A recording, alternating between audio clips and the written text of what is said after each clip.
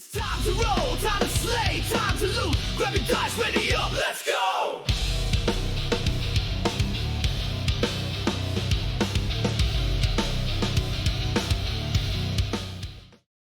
Previously on the Chronicles of Celestria.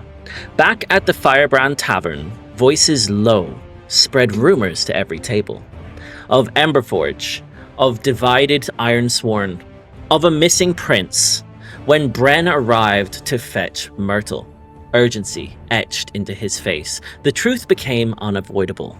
The Ironsworn were planning to move. The council stirred, and whatever protection the prince seemed to be under was truly no protection at all. With the guards' quiet aid, Tig and Carlo shared what they could. The party's plan took shape. The sewer passage, the deep cells, the left wing, the place no Ironsworn were permitted to enter. Beneath Lava Crest, through rank sewers and bent iron gates, the party descended once more. Ashira and Zelentrus led the way. The party moved like shadows slipping between the grates and torchlight. There they found them, Talon, cultists and bandits alike, guarding the depths in Emberforge's name. Words were exchanged, guards were fooled, and then the crow was named. Confusion flickered, and then steel sang. The fight was swift and brutal, and beyond it, behind bars meant normally for criminals, was Prince Edrin. They'd found him, bruised, beaten, imprisoned. Now freed from the deep cells, the party returned him with them to the Firebrand Inn, where, after some light rest and some warm food, there was no time to linger. Lava Crest stood on the brink. Armored and resolute, they marched alongside the prince to the Ironsworn guild halls, where they reinforced themselves, and then onward into the very heart of dwarven council chambers themselves, where, ringed with guards and heavy with accusations, sat the Council of the Iron Thrones. As they arrived, there stood familiar faces: Myrtle, Bren, Boff, and Runa. Voices raised against corruption. And upon the high seat sat Dorian Emberforge, the Regent Lord, still for the moment. That was when Prince Edrin stepped forward. Then maybe it's time someone else decreed. He spoke with a single cold command. Emberforge answered, not with words, but with steel. Guards! Seize him! Kill the exile! Blades were drawn, guards surged forward, and the fate of Lava Crest ignited in the chamber's heart. This is episode 24 of the Chronicles of Celestria, Embers of Anarchy. We begin today, as I now invite you all, please, to kindly roll initiative. We start off with a combat today, guys. As soon as you stood in... You're gonna have to, because you're here. You know what? We're gonna change it. Wait, don't I have thing on this? As I will also roll for all of the NPCs, which there's a lot of, so bear with me. Wow, you guys did very well there. And there. Do.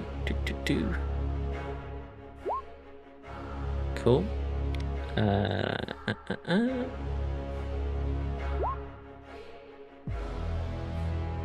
Okay. There is so many character sheets for me to be taken care of today.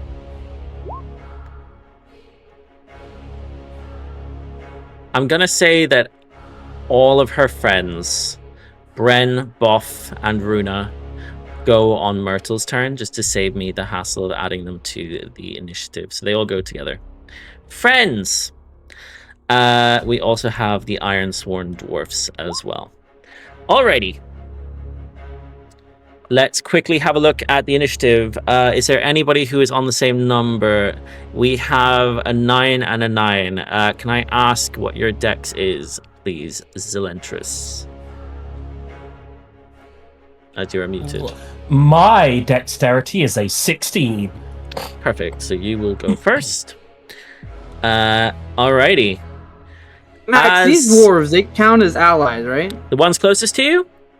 Yeah. The four closest to you, yes. Those with the red sord of plumage on their hair, of hair on their helmets.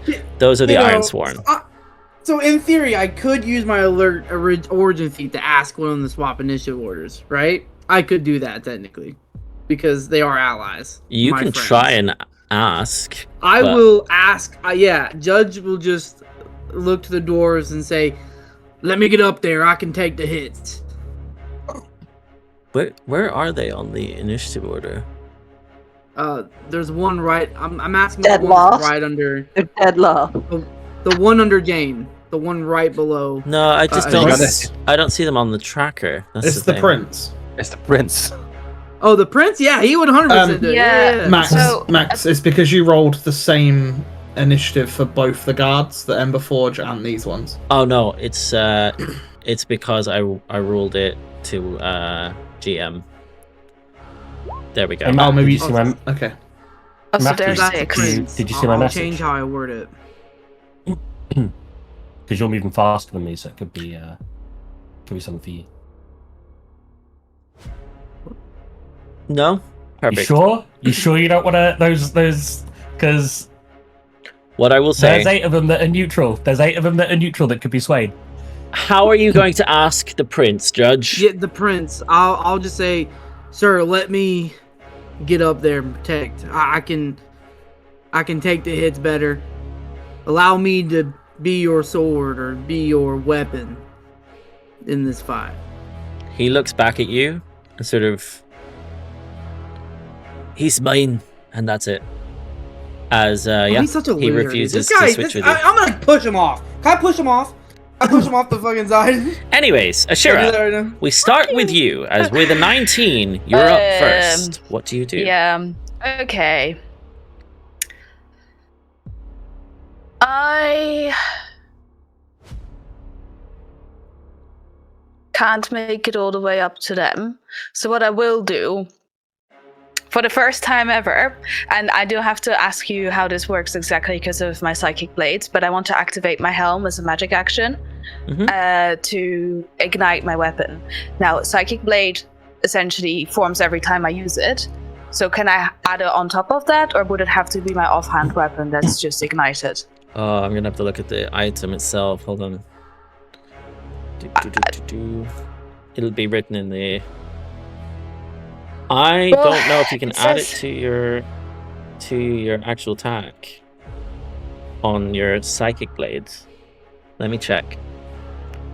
If it's too difficult, it can just be my offhand weapon. It's fine. Check. It's okay. We're just starting out. We're good. It's been a week or so. So let me have a look. Okay, so as long as the helm has at least one fire opal, you can take a magic action to cause one weapon you're holding to burst into flames. I'm gonna allow it for this. So whenever you hit with an attack using a blazing weapon, the target takes an extra 1d6 fire damage. Cool. So we'll roll that separately. So 1d6 whenever you hit with the psychic blade. Yeah. Cool. Yeah. So that will be that's my action. So you ignite the blade in your hand as these psychic blades form with a sort of fire tinge to them. Perfect. And then I will move through my allies 30 feet. I don't know if I want to move the other 30 feet. I will cunning action dash, but I will only make it to here and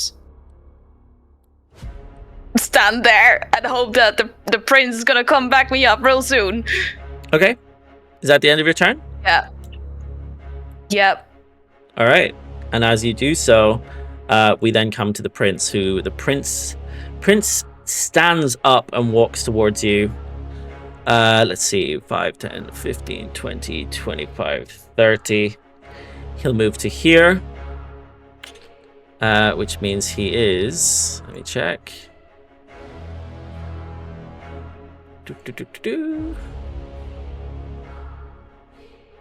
Okay. As he's standing here, the prince will take out his javelin and throw it to the Regent Lord himself. Okay, it was whispered, but it's a nat 20. It's a 22. So I roll crit damage here, as he does 27 points of critical hit damage on turn 1, attacking the prince. The Regent Lord himself. Wow. Yeah, very, very strong start as he moves forward.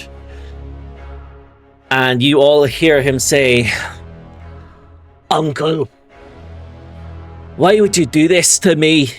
As that's the end of his turn. As we then come to Sylas. Yes. Sylas will use his movement to get near Ashira, and I should have measured this before, which I didn't do, so sorry. And that's just out of range, so I will use my extra movement, my dash, to position myself between Ashira and the king and the prince, to get him some distance. Very nice. But I can't do anything furthermore, so Okay. I'll just that's it. Yep. Perfect. As we then come to the Regent Lord himself, who, sort of being hit by this javelin, stands upright, pulling it to the side. He will then cast... You see that he essentially... Oh, the sheet's crashed. Why are you doing this to me? Come on, game. Quick Come on, question. come on. Can we see anything special about that javelin he just threw? No, it appeared to be a regular javelin. Just something that Okay. he picked up from the armory that you guys were just in. Yeah, You can just throw that far. 120, no problem? 120 feet. That's wild. This Yep. dude's Fucking must be- Yes, it is nuts. As you see, he stands up. He looks down to you, steps one step forward, and in doing so, Regent Lord Dorian Emberforge will use his Necrotic Bolt. It is a 22 to hit, which definitely will hit Prince, as it has 120 feet range. I will roll damage as he takes... That can't be right. Wow. Okay, he only takes 9 points of damage. Wow. As, yeah, Dorian, with a 4d6, only does 9 points of damage. Crazy. I don't know if I have too many sheets open or what at the moment, but my characters are not. Let me reload. Roll 20. Technical issues, you know how it goes. And everything's closed. Okay, cool. But yes, he does 9 points of damage. I will then say, you guys all see this. The next attack against the prince will be at advantage due to the guiding bolt's effects. I will post that here so you can see it. Is it advantage? Yes, they have advantage until the end of his next turn. And then as a bonus action...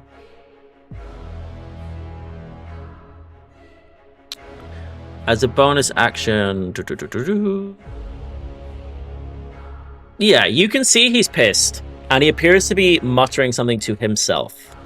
You can't see, but there appears to be some sort of shadow on his hand, almost like shadow magic, where he just fired this from. As we then come to Diego. Oh, that was quick.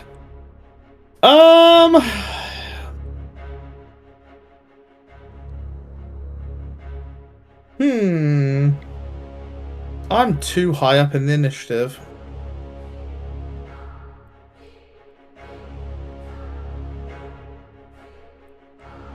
I will run to here.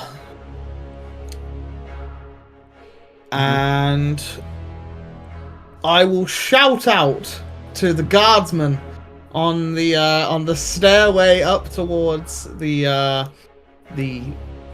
Emperor Palpatine looking fella. And in Diego fashion, I will shout out at the top of my voice, "You good men, women, defend your prince with honor. Do not disrespect his name. Execute Order 66!" And that will be my action. Can I have a persuasion check from you, please? So it'll be the two closest to you. Because of the order, right? Wow, no. If anything, it would be disadvantage. No, we're just going to go flat roll. What am I doing? Persuasion? Persuasion. Oh my god, I'm going to lucky that. Okay. As you rolled a 14. That's a terrible roll.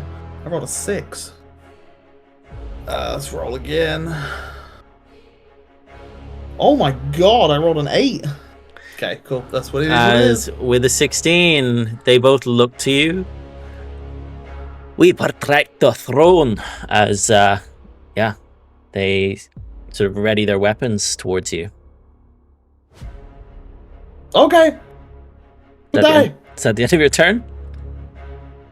Yeah, I just give them both the bird. Cool. As we come to the bird of the group, Elirr.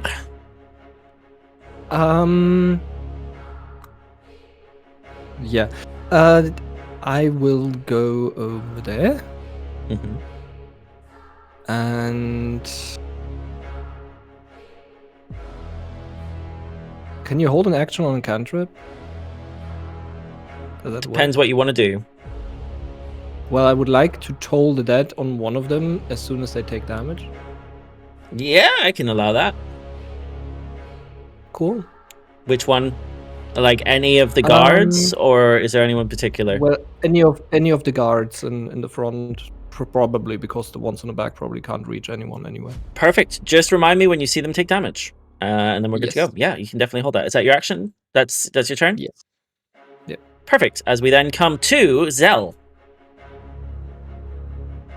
Cool. I will move a 1 and a 2 and a 1 and a 2 and a 3 and a 4. I'll move in front of Billy here. And I'll back up Diego. Because I'm a little bit out of range myself at the moment. You protect the throne. Those who stand against the true heir to it. How will your ancestors look at you now? How will your family look you in the eyes? Will it be as brethren or as butchers? Okay. Any chance I could get persuasion? What he said. It'll be a persuasion check. Yeah. Flat persuasion check. Okay. That's a 19.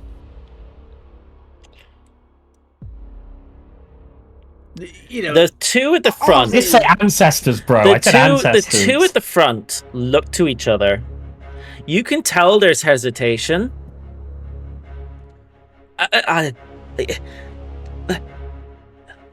Who's to say he's the rightful heir? That's not the prince I know. As they stand with their weapons ready. They appear to be a little bit hesitant. Okay. I kind of look to Diego and Elirr. We've got this. You know, they're on the edge. I just need to check if I'm within 120 feet of someone. Specifically... you bastard! Screw it, I'll dash action then. Okay. 1, 2, 3, 4, 5. I'll stand in line with Sylas. I'm not overtaking the prince. Cool. Perfect. That's yeah. You guys have gone for the That's it for flying the- V formation. turn. I like it. I like Yeah. it. As we then Hot to ruin come it. to the red hooded cultists, both of which step forward to the top of the stairs here. And as they do so, they look down and they cast Guiding Bolt, the two of them, towards the king. The first one with a 7 missing, the second with an 18, which does hit. Elirr, you were going to say something. Don't they get advantage? It would be. So They the do. 18 does hit. The 3 misses, so it is still 1. That's initiative. Oh, hold on. Yes, sorry, that is initiative. Hold on. The first one would hit, which is 7 points of damage, and it also gives advantage on the next attack roll, so I will roll for that one at advantage as well, with the 19 definitely hitting, and it's not a crit, but it also See, it's a means crit. an 11 and a 7, so 18 further points of damage as you guys just watch all of this shadow magic flying across towards the prince himself. He appears to be okay with this, but is definitely feeling it. And that will be the end of their turns as they stand there. Judge, we come to you. Yeah, I measured my movement. I can get right in front of him. And I'll run up in front of the prince. And as I pass him, I'll just say, I just want you to know, I would have dodged all of that. And I'll get in front of him now, shield out with my warhammer to my side, ready to fight. Very nice. Yep. Okay. Yeah. Sounds good. Is that the end of your turn then? Yeah, I'm a melee. Melee, fighter. I yeah, can't okay, do cool. anything. Cool. Sounds good to me. Yeah, as the Iron Sworn Dwarves now, the 4 of them step forward. 5, 10, 15, 20, 25, 30 as they're next to you, Ashira. I would say that they probably move to here. Sort of on the bridge. Now within range of the guards up ahead. Yeah. Within range of the guards up ahead as defenders of the king. They will... The first one will attack the one on the left with a crossbow with an 11 to hit, which misses. The second one on the left also attacks the one on the left with the crossbow, which does hit, doing 14 points of damage. This is going to be an interesting way for me to track these. 14 points of damage. The second one, so the one on the right at the front, will attack with his crossbow with a 15 to hit, which unfortunately misses. As Carlo pulls out his, aims it at the guard on the right side, and shoots with an 8 to hit, unfortunately missing. Yeah, and due to the range, that is as far as they can go.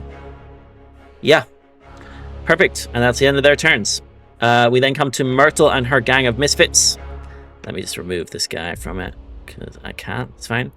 Myrtle will step forward to... She will join you here. And Myrtle will, as she only has a spear on her, she will throw her spear at the one on the right with an 18 to hit, which does hit, doing 7 points of damage. And her 3 comrades will also step up to here, just in front of you, Diego and Elirr. And being within range now, they will... First of all, you see Runa pulls out his crossbow. He attacks the guy on the left with a nat 1. So he fumbles and drops his heavy crossbow. In the meantime, you see that Bren and Boff on the right, as I need to... They attack the guy on the right-hand side. The first one hitting, the second one dropping his as well, as these guys have clearly not seen action for some time with a nat 1. As the first one does 10 points of heavy range damage to the guard on the left-hand side. And that is the end of his turn. As you can see, the guard on the left, on the right-hand side is taking some serious damage. We then come to Mirabelle. Mirabelle, it's incredibly hot in here. You notice that your hand is practically glowing. It's the beginning of your turn. I like that. What would you like to do? I am going to action dash right over here. Okay. As my bonus action, I will spend 2 sorcery points to quick spell my flaming sphere. So there's that. I mean, Hmm. Okay. we've done it. We've done it before. And I am going to. It's got a 60-foot range, right? So, oh yeah, I am going to place it right there. Whereabouts? Sorry, I missed Yo, that. yeah, I mean, Oh, here. my ping is like literally the same color as the Yeah, carpet, so gotcha, that's a bit annoying. Gotcha. Okay, what I will do is I will set one up for you. So basically, it's 5 feet, is it? So is that sort of range? Yeah. Perfect. Okay. Very nice. That. Oh, wait. Where's my screen at? One moment. And because I spent sorcery points, my sort of special effect kind of triggers, which is my spellfire bursts. Mhm. I put that up now, and I used my bolstering flames to give temporary hit points to the prince. Because he seems to be very he nice. seems to be getting the most of the like the brunt of the attack. So I And- will roll Yeah. D4 now, which is shit. My Hey. charisma modifier is 4, so he gets 5 temporary hit points. You have 4 charisma modifier? That's nuts. Okay, so he gains 5 temporary hit points. Very nice. As you can see, he gains those, and he sort of, you see the flame sort of goes into him, warming him from behind. Very nice. Is that the end of your turn? That's the end of my turn. Yeah. Perfect. Very, very good turn. As we then come to the Emberforge guards, who, seeing all of this, the first two, I have a roll to do, as you guys have been trying to convince them not to attack. Bear with me. So the first two. Let's see.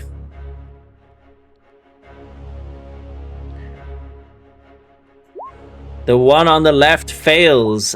The one on the right succeeds. As the one on the left is frozen within sort of a doubtful presence. He's not sure what to do here. As he's holding his weapon and looking to the other one, as the other one attacks you. Attacking, rather than the prince, attacking you, Zelentrus, as you were the one who talked to him. He will attack with his heavy crossbow with an 8 to hit. I don't have Blade Ward up yet, but it still misses because I've got an AC of 15. Cool. Yeah, I figured it would do, but thank you for letting me know anyways. The next ones, the two behind them, step forward. As the first one sort of stands about here, and the other one stands here. The two of them look down and... Oh, actually, he will also move here to block you off, Judge, and will attack you with this greatsword, as he does have multi-attack. An 18 to hit, please. Misses. An 18 misses? I have a 20 AC. Hey. I have a 20 AC, Mr. DM. I got a shield. Okay. I got a fucking shield, DM. Interesting. All This right. buying sword, nothing. Ain't doing nothing to me. We've got this Tanner today. 15, 20, This is salty with the 25. Prince Eagle today. This is, yeah. I hope this Prince gets. Wow, it's even Eagle. It's not even Tanner. We've got Eagle. Yeah, I out with the know. gap Yeah, again. this Wow. is All right. throwback century. The right two- now. the I'm two- so Bringing back mad. the old persona. The two behind also shoot at you, Judge, Yeah, go ahead. releasing their bows at you with a 19 and a 15 to hit.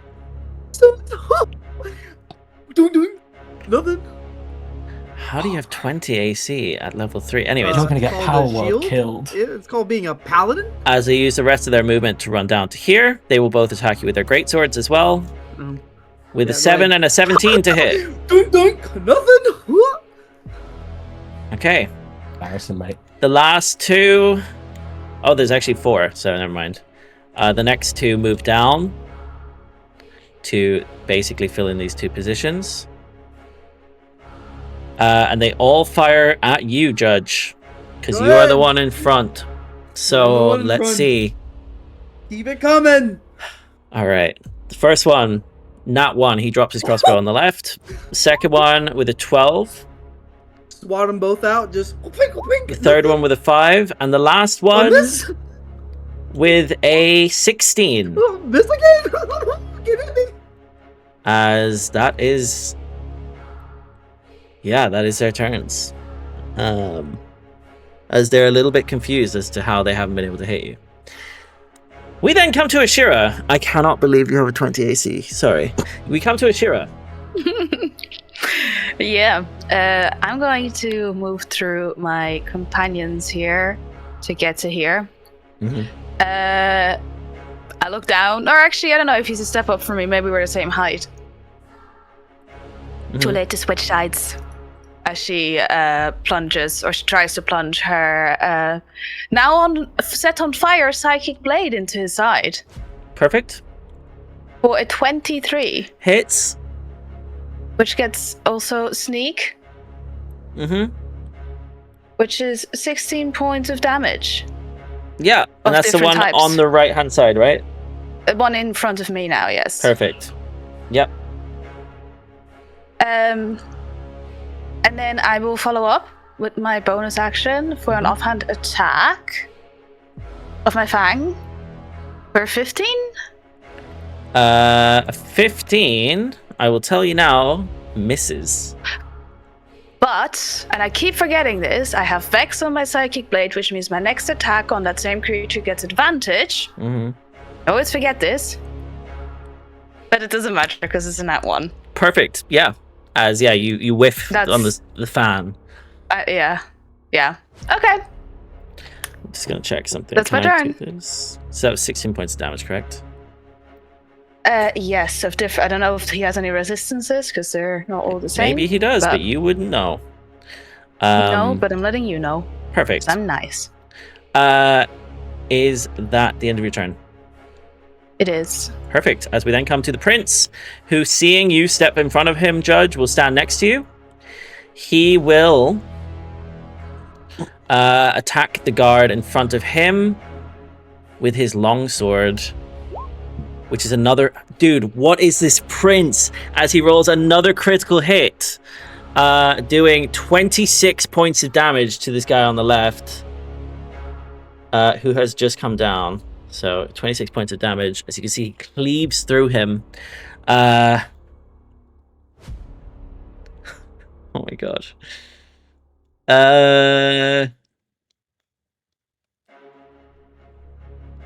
Technically, he can do this.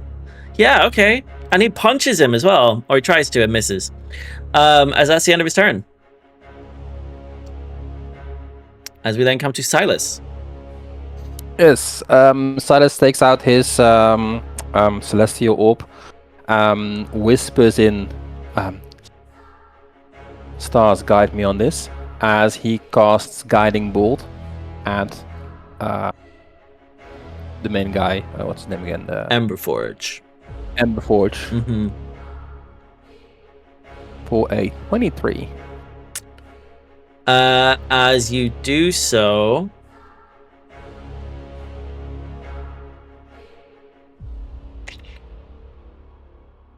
The red hooded cultist. Oh, wait, let me see. No. Yeah, you're out of range. Cool, yeah. 23 hits. 18 points of damage. As you do 18 points of damage to to Dorian Emberforge. And just a quick question. What was again? Wild Shape is a bonus action. Okay. I forgot. Is that that's the question? I'm not sure off the top of my head. It should say on your sheet. I believe it is. I thought it was only for druids, but let me check. As a bonus action, yeah, it says as a bonus action. Wild Shape feature is a bonus action, yeah. So okay. And Starry Form. So I will activate my Starry Form Archer, which allows me to, when I activate this form, I can make a ranged spell attack to an enemy close to me. So I will attack the one in front of Ashira with the proper attack. Where is it? I had it here. Archer form. With an 11. Unfortunately, an 11 misses. Yeah. And I will stay where I am, so that's the end of my turn. Perfect. As we then come to Regent Lord Dorian Emberforge, who you can all see is not looking too hot. However, it's on his turn that as you guys are seemingly doing quite a bit of damage, you all begin to feel the temperature spikes. Sweat beads on your head start forming. Apart from yours, Judge and Mirabelle, you don't sweat, Judge, and Mirabelle, you're used to the heat. You don't mind it. But as you feel these sweat beads start to form,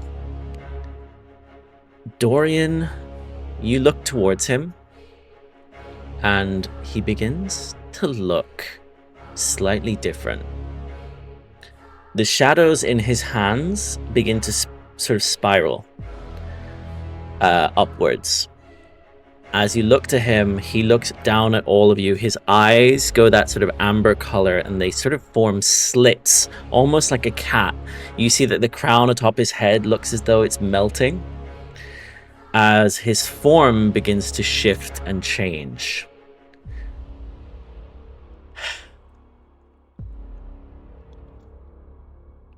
At the height of the shouting and the combat below, you hear the bangs of what sound like citizens and guards behind you. But it's as this shadow shoots upwards from his palm, you feel it. In just that moment, his voice, raised in anger, warps mid-sentence as he's muttering. There's a crack as ember light floods down through the hallway here, his eyes glowing a molten red. The chamber begins to tremble slightly as the heat rises beneath you. The stone of these giant rams on either side of you blackens, and Emberforge's skin begins to flake away, revealing what appears to be a scorched scale beneath. As he sort of hulks and grows in his form, and you see before you a hulking, dwarven-like, draconic kind of being who appears to be smoking, shimmering, with a bellow that sort of rattles through as he calls out. He bursts free from this mortal shell, and you see before you a creature of ash, embers, flame, and wrath as he steps forward, each step sort of clattering against the ground beneath you. As, yeah, we have Dorian the Ashbound Emberworm. You notice that he has a tail behind him. You see before you his dwarven body warped with this sort of molten draconic features, charred skin, split by glowing magma cracks, similar to yours, Zelentrus, that of an Aasimar, the sort of cracked look, as the obsidian scales that sort of stretch along his back and spine and arms and jaw glow and reflect the light. His golden slit-pupilled eyes, an ember-tinged looking beard, and smoke appearing to come from his face as he looks to you all. He uses a legendary action here, which I am whispering to the chat, but I will share to you. He uses something called Ash Step, which provides him the ability to move an additional 15 feet, as he's already moved to 10, 15, 20, 25, 30, 35, 40. Let me just double check this.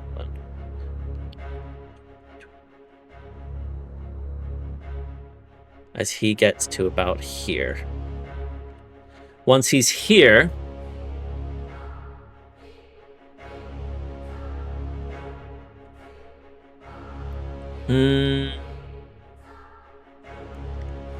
he will use his action to dash. 30. I think actually has 40 movement speed, so he can make it to here. Cool. He can actually make it all the way down to you guys, because he has 40 movement speed and he's dashed down. Yeah. That, however, will be his turn. Yeah, that's his turn. as you just see this hulking dwarf, half what looks like an ember worm or dragon in front of you. And it's with that we come to Diego.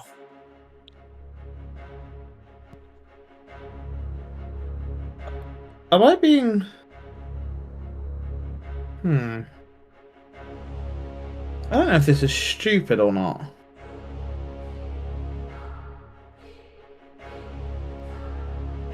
Screw it, I guess.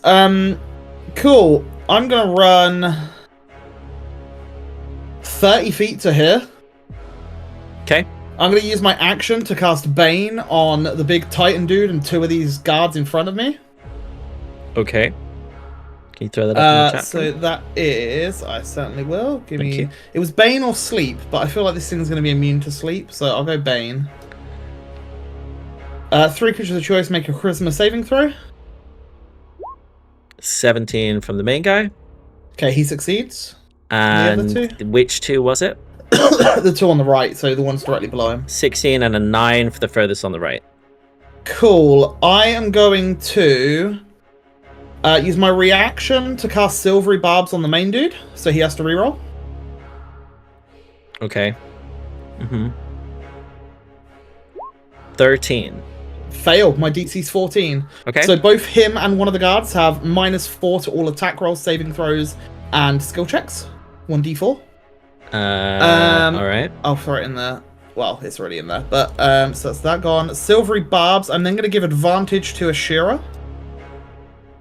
And then I'm going to bonus action give Bardic Inspiration to Judge. And because I give a Bardic Inspiration to Judge, I turn invisible and can use Misty Step for 30 feet away. Okay. I'm going here. Okay. But you're invisible. I'm invisible. Okay. And that's the end of my turn. All right. I hope you didn't step in the wrong spot. It's Misty Step, right? That's how that works. I teleport 30 feet to a place I can see.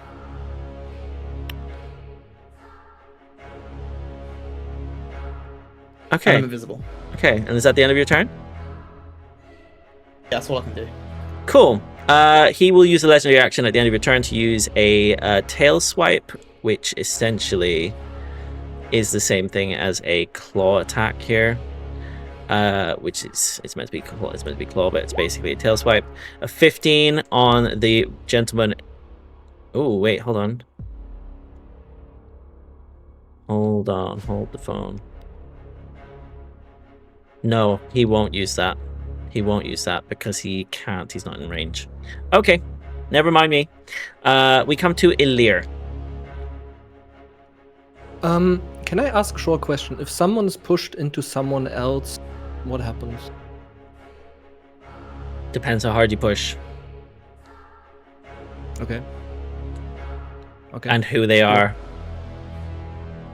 Why? Well, an enemy into an ally. If you push an enemy into an ally, you could potentially knock an ally prone and the enemy prone. Why? Well, that's unfortunate. Cool. This is basically the end over. Yeah. Elirr is gonna go here. And he has Bane on him, right? He does. No, never mind that. I'm not gonna do that. I'm gonna. Yeah, it works. Shit, I didn't look at the spell before. I'm sorry. 10-foot radius. Okay. Cool. I will cast Magnify Gravity. Okay.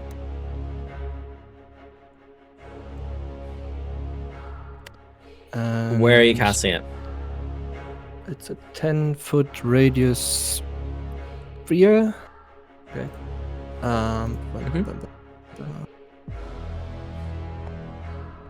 So I'm casting that.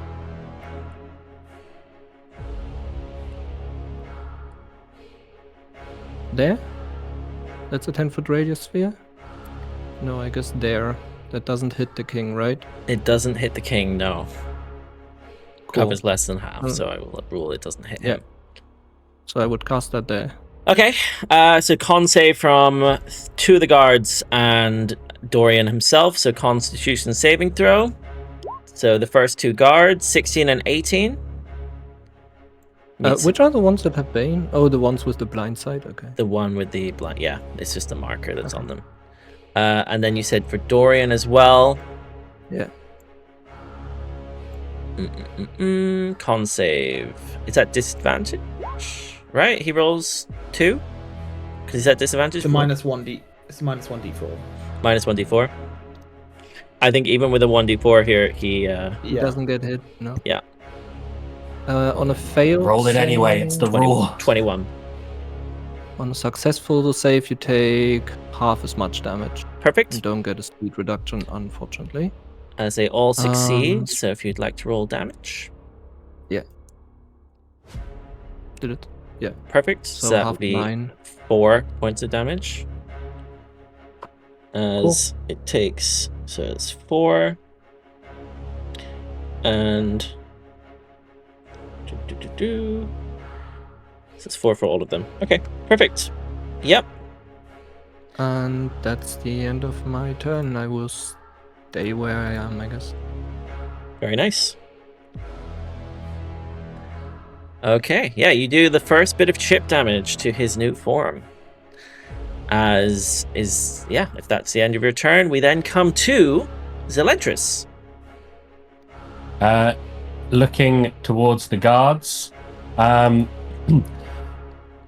This is what you side with, this hellspawn. You've heard the rumors, imprisoned, starved, and yet still your true king stands for his birthright, striking immaculately with his invulnerable warforged by his side. Now, to the one in front of me, I say, duck, hex, bonus action hex, and Eldritch Blast on the red hood directly in front of me. Okay, can I have those in the chat for me, please? Yeah, they're 90 feet. It is just in range. Well, one's 90 foot, the other's 120 foot. Okay. And then Eldritch Blast, is it... Yeah, if you want to roll. Eldritch Blast is a roll to hit. But yeah, so... You deal an extra 1d6 necrotic damage because of Hex. Also choose one ability you can cast the spell. 15 hits. 15 hits, and then so that's 1d10... Is that saying that? Oh, no, that's just my sheet's messing up, that's all. Nice, 1 point of damage. Do you want to roll that 1d6 as well? 5 points of necrotic. Very, very nice, as you do 6 points of damage with this Hex. And the is Hex a save? No, it's just a... No.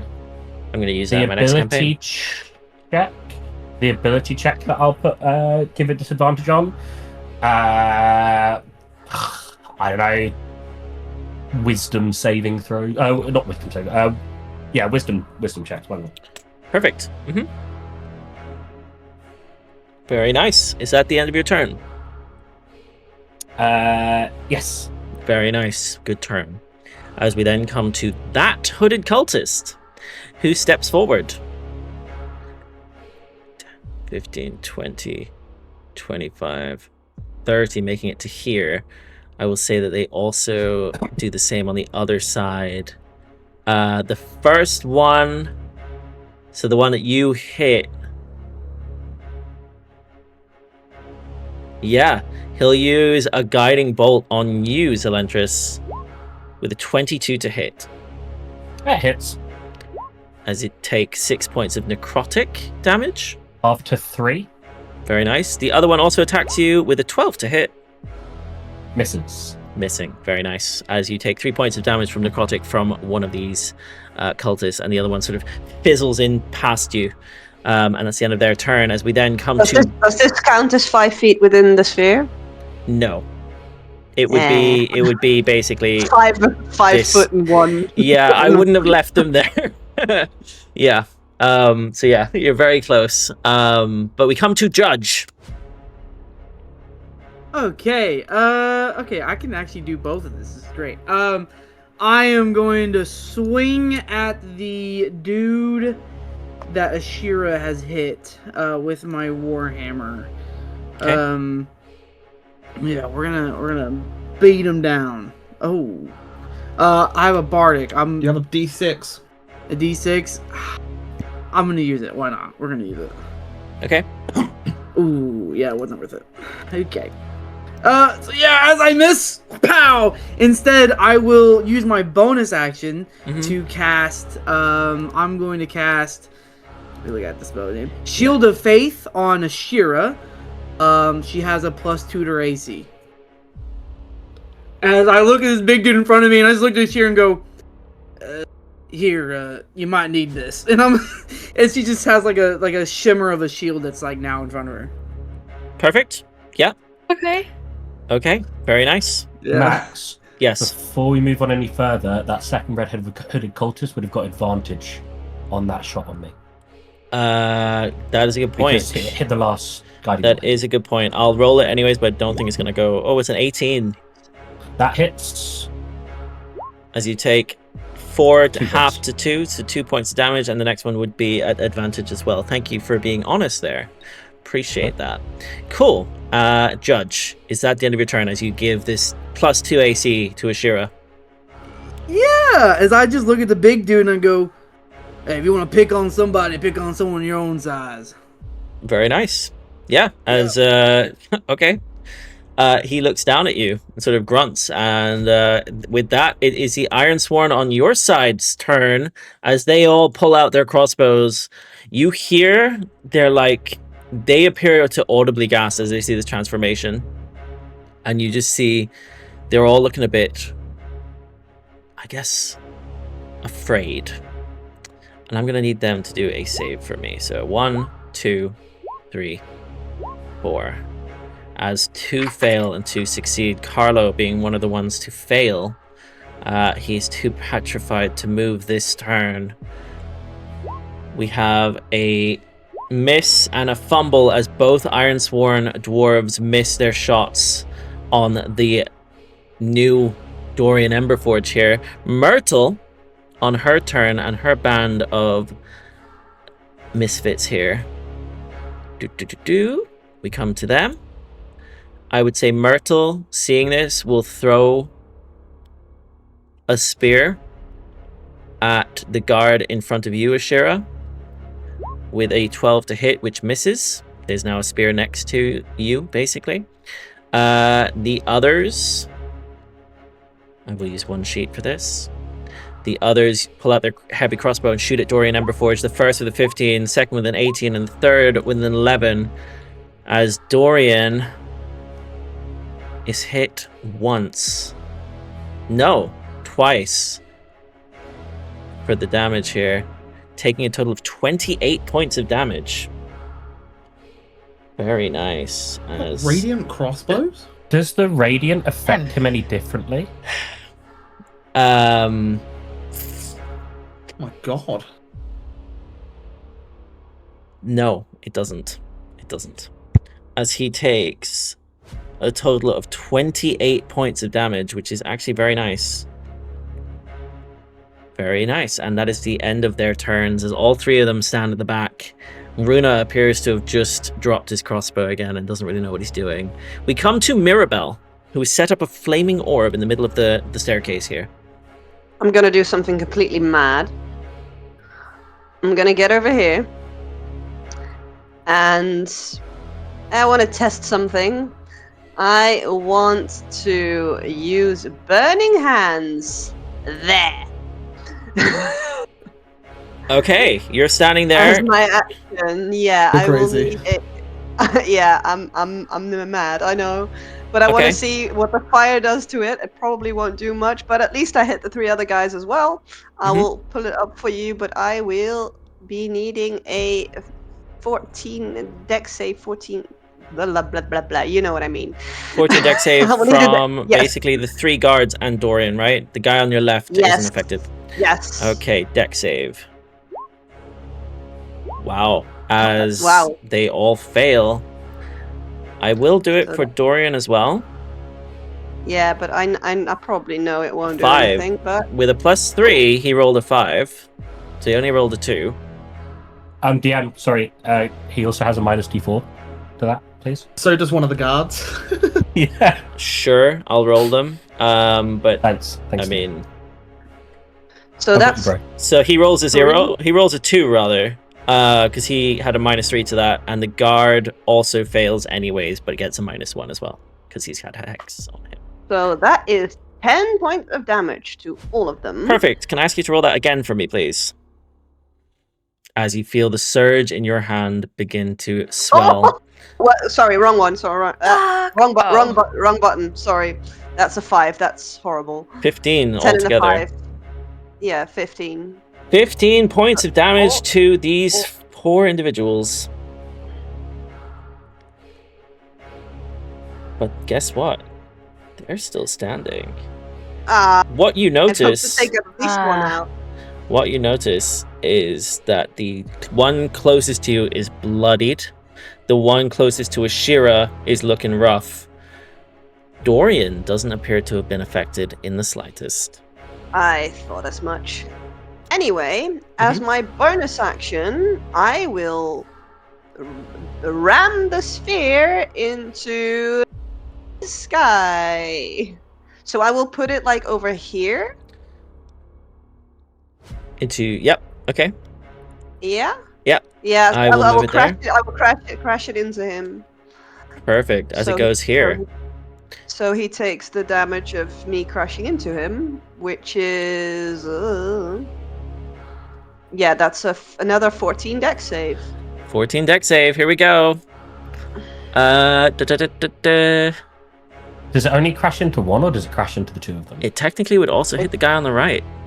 If Well, you move it there. Yeah, in that case, let's go. Then I will want a dex check from both of them. Well, one of them succeeds, but the other one also succeeds. But they still take half of 2d6s. Mm-hmm. So that's 3 rounded down or 4 rounded up, whatever. It's a 7. Which is half of that. So that would be 3 because we're rounding down. Yeah, so 3. both of them take 3 damage. 3 damage each. Very nice. As yes, you see one takes 3 and the other one takes 3. So he's on this and you're on this. Cool. The reason I have to write it down is because on Roll20, if I change one of them, they are the same tokens, so it affects all of them, even though they're copied. Cool. All right. Is that the end of your turn? As you do a serious amount of damage. Yes, that's the end of my turn. Very nice. As we then come to the Emberforged guards. The first one moves away from the flames and comes down to here. Before attempting to... You know what? No, he'll run past. 5, 10, so it's 15. 15, 20, 25. They will go to here and here, respectively. Diego, do you attack either of them as they both pass you by? I do this. Yeah, okay, perfect. Yeah, as the two of them sort of step up. Right, let's see. This is going to be an interesting turn here. Okay, Max, could I ask a question? Yes. Did I, with what I said in my last turn, did I persuade any of them, maybe specifically the one who was already doubting things? No. Really? No. They You guys have been attacking them as well, Yeah. let's be real. I haven't attacked. No one's attacked You that one. haven't? He's taken a serious amount of damage from the prince. The prince did two crits on him. Rez, to be One on the fair, left. if I'm one of these guards and I see this dude just turn into some demon-looking dude, I ain't turning on him, dog. I'm helping him out. This I'm one here. backing you guys up. This one here has been hit with a Like, crit. No, look, man, as I'm soon as saying he the one turned next big to demon Mirabelle dude, was the it's one I was over. talking to. All right? Ah, okay. All talk is out the window. He's Either the one way- that was closely swayed last time. Either way, you've come in and you guys have gone guns blazing. So I know he told them to attack to seize you, but yes, because there was attacks made, it had no effect. All right. Where was I? Ah, yes, their turns. Okay. The first one we're going to start with is the one on the back right. We're going to go from top to bottom. So the back right will use a... Oh, you know what? No, he's going to use his heavy crossbow. And he will shoot at... Ashira. With an 11 to hit. Which misses. Perfect. The one on the left-hand side will shoot at you, Mirabelle, as you're the closest, with a 5 to hit. Misses. Cool. The one to the right of Dorian, top right of Dorian, will shoot down towards you, Sylas, as that's the one he can see. Within that 1, which turns to a 2. Misses badly. Perfect. As the other one shoots towards the prince. With 7, which misses. The one next to you, Mirabelle, will attack you with a greatsword. Okay. With a 10 to hit. Hits. Meets it, beats it. As you take 14 points of slashing damage. What is your dexterity? The second one, Oh, yes. seeing you get hit, will try and attack you as well, as you're to his left. He's also just taken a massive amount of damage from you. He will swing to you with an 11 to hit. Hits. 6 points of slashing. 11 does too, yeah. As you take 6 points of slashing. Cool. The one in front of... Oh, I'm sorry, guys. The one in front of you, Judge, will attack the prince with a nat 1, fumbling. The one in front of You guys are weak, bro. you, Ashira, will attack you, but he does have a -4 to the roll. It is a crit, so I don't think it matters. Yeah. But a 25 to hit is gonna hit, even with a -4, right? Yeah. 21 Crit. hits. Perfect. It's a crit. 25, as you take 25 slashing and radiant damage, as they are enchanted blades. So you take 25 points of damage from this. Wow. Okay. I also... Alright. And at the end of his turn... is that everybody? That is everybody. At the end of his turn, you guys see that Dorian lets out a light sort of roar, which provides everybody within 30 feet a +2 to damage for the next round. He can also move immediately. He can move 10 feet. That is his last legendary action. Yes, it is. His last legendary action this turn, as he moves 10 feet. It Technically looks like can't his move. allies can move 10 feet, not him, right? Yes, it is his allies. You know what? Actually, it's not even... I'm going to be honest with you guys. That is a trait. It is not... And it's a recharge, so it would be an action. It would be a bonus action. So it's not a legendary action, so we can't do that. So never mind. He's also out of range to tail swipe anybody. Cool. All right, we come to Ashira. Sorry. Yeah, I am just suddenly looking very rough. So...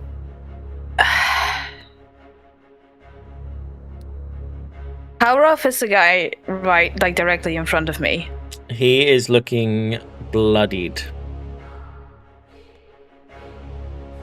He's been hit nastily. He's not as bad off as the other two.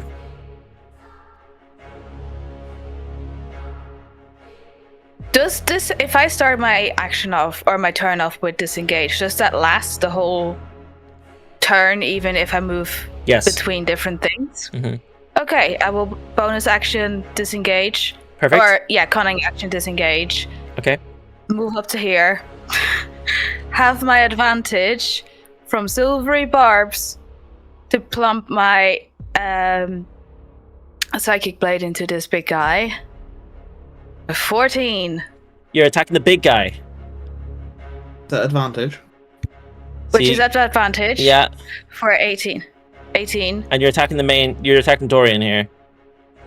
Yeah. Okay. Yeah, 18 hits.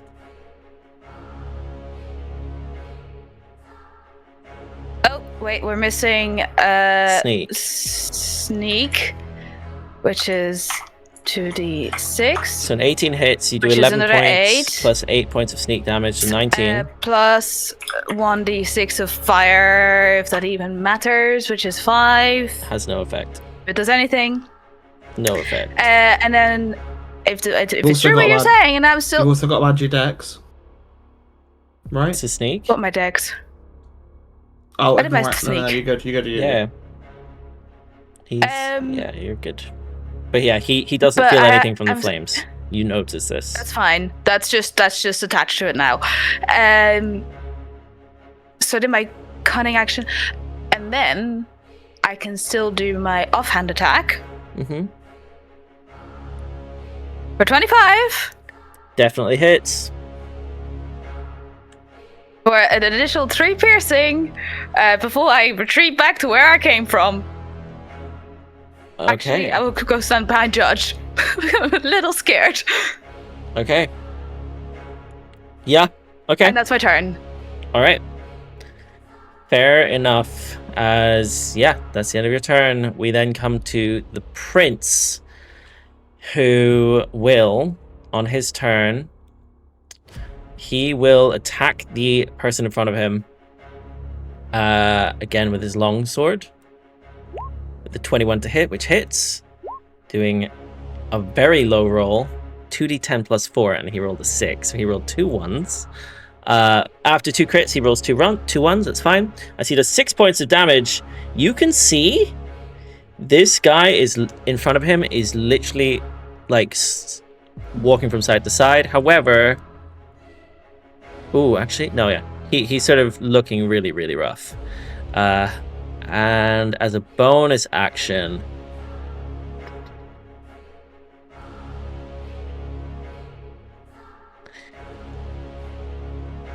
you know what? No. He's going to try and punch him. Multi-attack. 20 hits. He does 5 points of bludgeoning damage. And you see that the very first guard is knocked out cold as he was on 1 hit point. Perfect. As the first one falls, and I will move him here, but he falls in front of you, Mirabelle. And that's the end of his turn as we come to Sylas. Great. Wonderful. I will position myself here. And as I do, something stirs. I see 2 allies very, very hurt, very, very punished. And something mutters. I mutter something when I go there. Mm-hmm. As I feel something stir. Mother, guide me in this one. And I need your help with this, Max. Yep. And I don't cast it, it happens. Mm-hmm. As wings of the beast born Savoie occurs. Perfect. If you could, it is an action, so if you would like to just share that in the chat for everybody. Perfect. So I need a dex save from everybody who is against you. It's chosen creatures. As a surge of pain sort of shoots through you, Sylas, and through your shoulders appear these blackened wings as the dormant blood of Thalassa within you awakens, the god of beasts.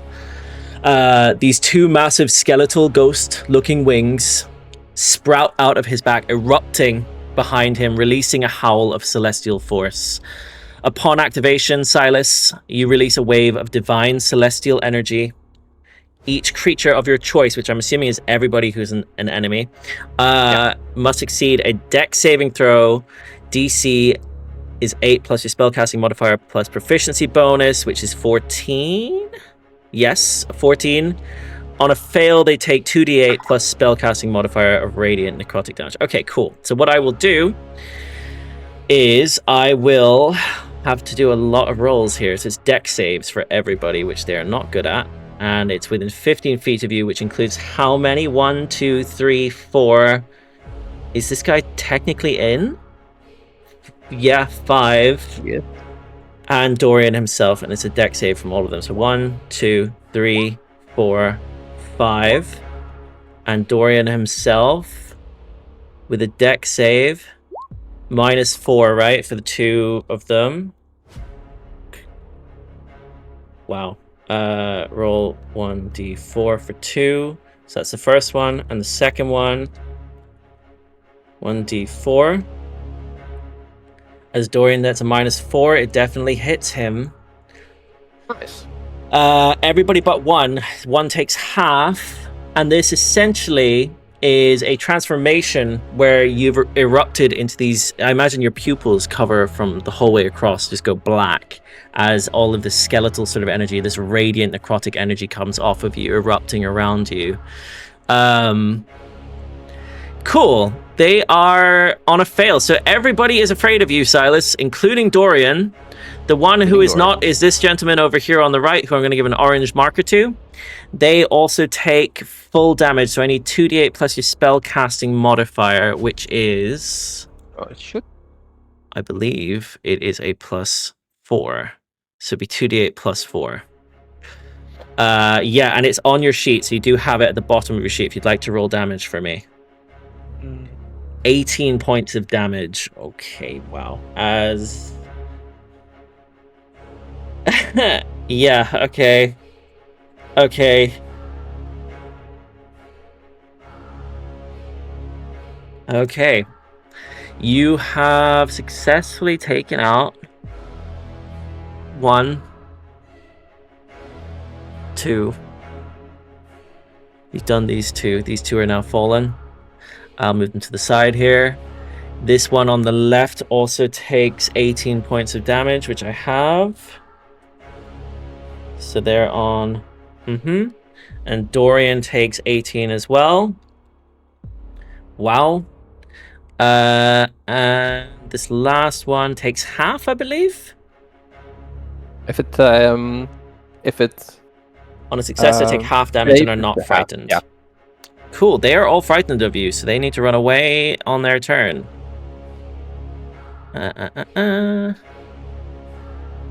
Including big boy over here. And this one takes half, which is half of 18, which is 9. So he's on 9 points down. Perfect. Cool. All right. Yeah, as you essentially gain this transformation, and Sylas, you now have the ability to use... This is a homebrew spell, by the way.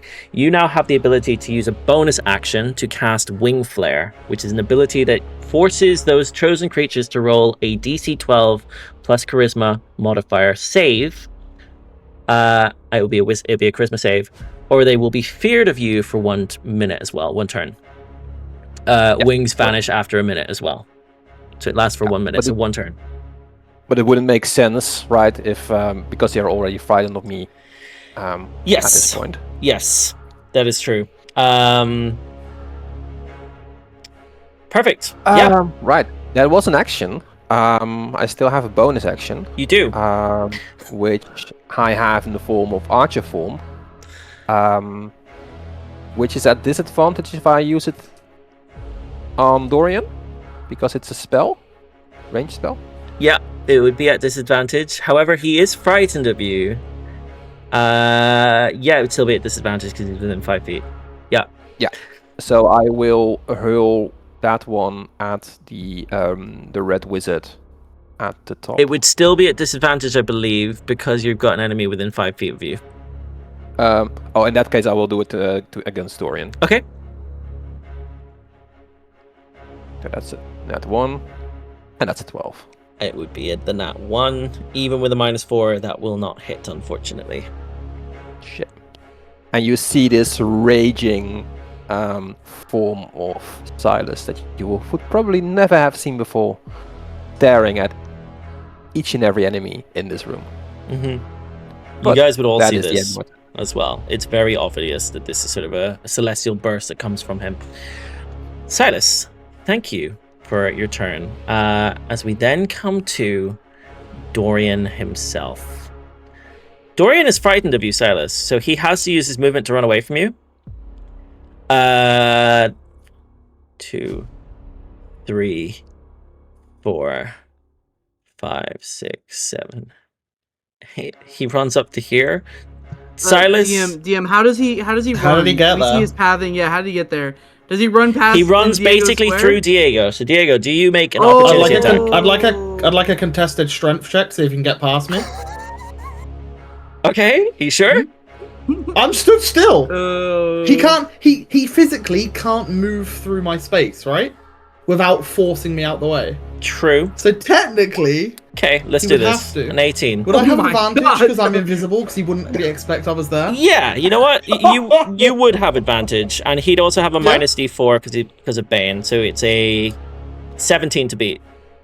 Okay, You can do this, Matthew. which means I have to roll an 18 because I have -1. Oh, great. Cool. You can do that. That's oh wait, easy. no, sorry, 19 because I have -2. Yeah. Cool. yeah, He's great. trying Okay, to that's run fine. through Just, you. just crit. So you roll a 9 and a 7. Okay. Wait, whoa. Lucky. Okay. Okay, Let's go. Lucky. and a 2. Close. Close. You just need to put a 0 at the end. You just need to Yeah. put a 0 at the end of that. Well, with the -2, it is a 0, so So technically. I go, no, that's He's still included. So he runs at me and I go, So he was He just here. gets So bodied. he ends up here, which is within range of the flame orb. However, it does no damage because he is immune to fire. Does it also take Diego out of invisibility? Because now he's. I think he's, it like, would knock you uninvisible. over, but it doesn't doesn't ruin take me out. concentration. yeah, it doesn't take me So out. no because opportunity attacks? He can make it if he Silas wants can, to. right? Silas. Silas, you can as well, Yeah, And, yeah. and yeah. and that's it. Those And just those that two. and the prince? I wasn't within 5 feet of him. No, but Oh, Silas. never mind. Yeah, he was here. But it has to be a melee attack, right? Or Yes. Yes. yeah. So I'll. He just can punch him. hit- I hit it with my quarterstaff, Perfect. which is 8. Unfortunately, that misses. And I will not be drawing attention to the fact that I'm there. Perfect. Cool. As we move then to as he's over here on his turn. That's actually really useful. Yeah, he doesn't do anything because he's too far away to do anything.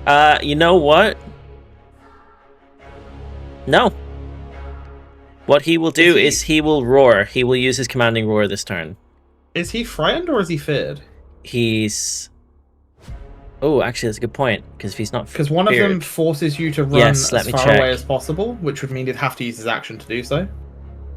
frightened of Sylas.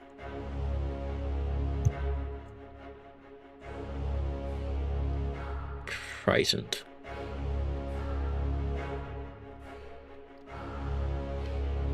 Let me check. D&D 5e, they have disadvantage. Whilst within line of sight, they have disadvantage on ability and skill checks. Disadvantage on ability and attack rolls. The creature can't willingly move closer to the target source of its fear. That's all. It doesn't have say to he be has away, to so move. that must be fair. Yeah. Cool. So, but thank you for checking. But he moves over here and he will cast his roar, where he basically casts commanding roar. I also need to roll 1d6. He doesn't get it back. So as Dorian sort of lets out a roar that echoes through the whole here, you see it around him. All of these Emberforge guards gain, and loyalists, which include the cultists, also gain +2 damage for 1 round and can immediately move 10 feet. Most of which run away from Sylas. 5, 10, 15, 20, 20. Oh, that's 10 feet. So they move there. And the second one will move here. Does anybody attack? Mirabelle and Sylas, do you attack? Yeah. Okay. 17. 17 on the first one. Yep. So you hit that one. You can roll damage. Oh, the first one, 3. 3 points of damage. Very nice. And Mirabelle? Oh, wait. 17 definitely hits. And a 13, unfortunately, misses. But as you do 3 points of damage, he's now on. Cool. Very nice. The others will move closer to you as the first one moves to here. The second one moves down. Diego, are you not attacking anybody? He moves down to here. I'm invisible. Okay. The other two will move to here. And this cultist will also move to here to get out of the flame sphere there. And that's the end of his turn. As we then come to He takes Diego. damage then. Does he take damage from leaving the orb? It's not his turn. No, he's ending his turn within 5 feet. It's not the spear. end of his turn. Oh. It's just an immediate 10 feet of movement. So technically it doesn't count. Diego, we come to you. But thank you for checking. I pop back into existence and I'm like, oh, bother. Hello. As I'm now surrounded by guards. Well, this is a pickle. Why did you drop out? At It's only the for a start of my turn, it's only turn, for a I turn, appear. yeah. Oh. So okay. I have no control, but I just appear. And I'm just going to be like, okay, things look really bad. Look, guys, hear me out. Healing word, as I will heal Ashira for some health, because she's on 1 hit point. So bonus action. Okay. So you're healing. You were going to do it though, weren't Is it a bonus action? It is a bonus action, yeah. And you're casting healing word. Mm-hmm. Cool. The cultist on the left used counterspell. So he has to roll. So you have to roll a con save. I do, you are correct. Thank you. Oh my god, where's con? So There DC it is. 10 con save. So it's just 10. Is it a 10? 13 succeeds. Perfect. Is the other one also doing The it? other one also uses counterspell. Sure. As you fail. All lucky? Okay, with 4 you fail, but you lucky. And roll a Hey, 14, baby. which succeeds. Hey, baby! Very nice. Cool. So I get my spell off. And I flip them off again. Cool. This goes to Ashira. 10 points of healing. Thank you. Wait there 2 secs. Sorry. New class feature stuff. Once per turn, when you restore hit points to a creature with a spell, you can expend a Bardic Inspiration die and increase the amount by equal to the die. So I'm going to spend 1 more Bardic Inspiration and give you an extra 2 healing, so you get 12 total. Thank you. Your speed increases by 10 feet until the end of your next turn. Very nice. Cool. That is my bonus. Mm-hmm. Oh, God. And then, as an action... gentlemen, if you don't mind... Shillelagh and just smack the shit out of one with my mandolin. Okay, which one are you attacking? Do any of them look injured? The ones left of you look injured, especially the one above Sylas. North of Sylas. Well, the one in range of me, yeah? Yes. So, yeah, that's left. Cool. I will whack him non-lethally. For an 11. That's definitely missing. Right? Misses. Cool. I just swing it and go, stay back! And that's the end of my turn. Cool. Hold on. Let me just make sure I've got this right.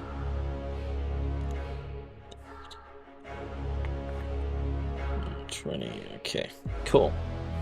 And himself. Yeah. Okay. And that's the end of your turn. Amazing. As we then come to Elirr. Elirr is gonna go up here. And then use his Magnify Gravity again. Okay. 60 feet should be fine. So I'm gonna cast that there, I believe. Okay. Come here. So Yeah, whoops. not that much there, right? 10 feet radius. 10 feet. Yep. Okay. Sure. Can you put it on linger for me? Just so I can see it on yeah. the I mean, it doesn't last. Oh, okay, it doesn't just last. a Okay, so you hit all 3 of these. Perfect. And it is a Constitution saving throw. Yeah. Cool. Cool. If you'd like to roll damage for me as well, because it will do at least half, right? Yep. Come on, open up. Why is the sheet not working? Do your thing, sheet.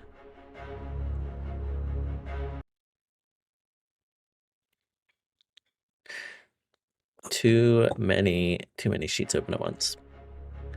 All right, red hooded cultists. The first one, con save. 16 and a 19 from the two cultists, and So they take off. and from Dorian, a 4. So he takes the full brunt of this. Minus So 1d4. he takes the full, and his speed is Yeah. halved until the end of its next turn. Minus 1d4, Paddy. Minus 1d4, and he gets half movement until the start of his next turn. So it's a 3. Yes. So he takes a full 11 points of damage, Still and banned, by the way. the other two take half damage, which half of 11 is 5. As this one on the left, which Zell hit earlier, is knocked down. The other one is, and yes, he is still baned. Is he dead? Is the one? The is that one cultist on the dead? left is dead. Cool. I I killed another. Sorry. have hex on him, so I believe I can now just move that hex now that he's dead. Mhm. Oh no, I have to wait until I take a bonus action. Sorry. Yep. Okay, that's fine. It's at the end of your turn, Elirr, as you knock one down. He kind of looks over his shoulder and tries to like spread his wings wide and Mirabelle, are you right? Then it's the end. So. No.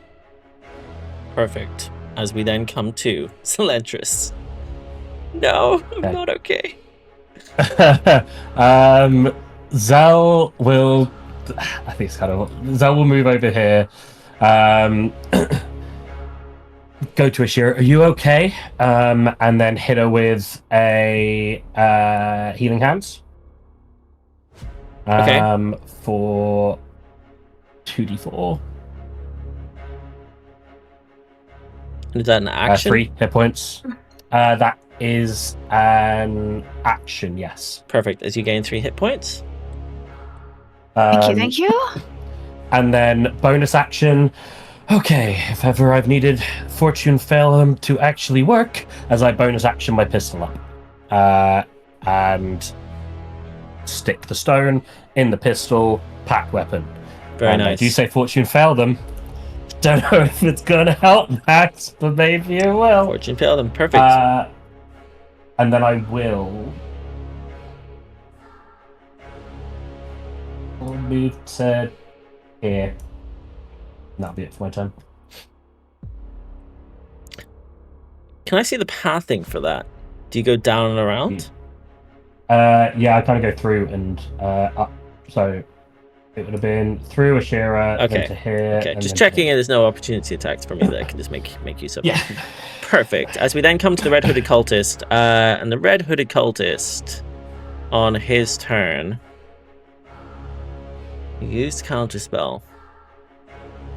So the red hooded cultist on his turn will run 5, 10, 15, 20, 25, 30. Diego! Hello. He pulls out his ritual sickle and slices towards you with a 9 to hit. What are you doing? Like, And that is the end of his turn as he ends it there. We then come to Judge. Yeah. Seeing Diego just pop out and seeing that he's kind of surrounded, Judge just kind of looks to the prince and looks to Ashira. You guys handle this, and I'm going to run, taking the opportunity attack, and I'm going to run right up in here, allowing that guard to swing at me. Taking the opportunity attack. I'll take it. Interesting. He ain't gonna hit me, though. Perfect. With He's not 20 gonna to hit. It beats it! As you He does take it! 9 points of damage. That's petty damage. Okay.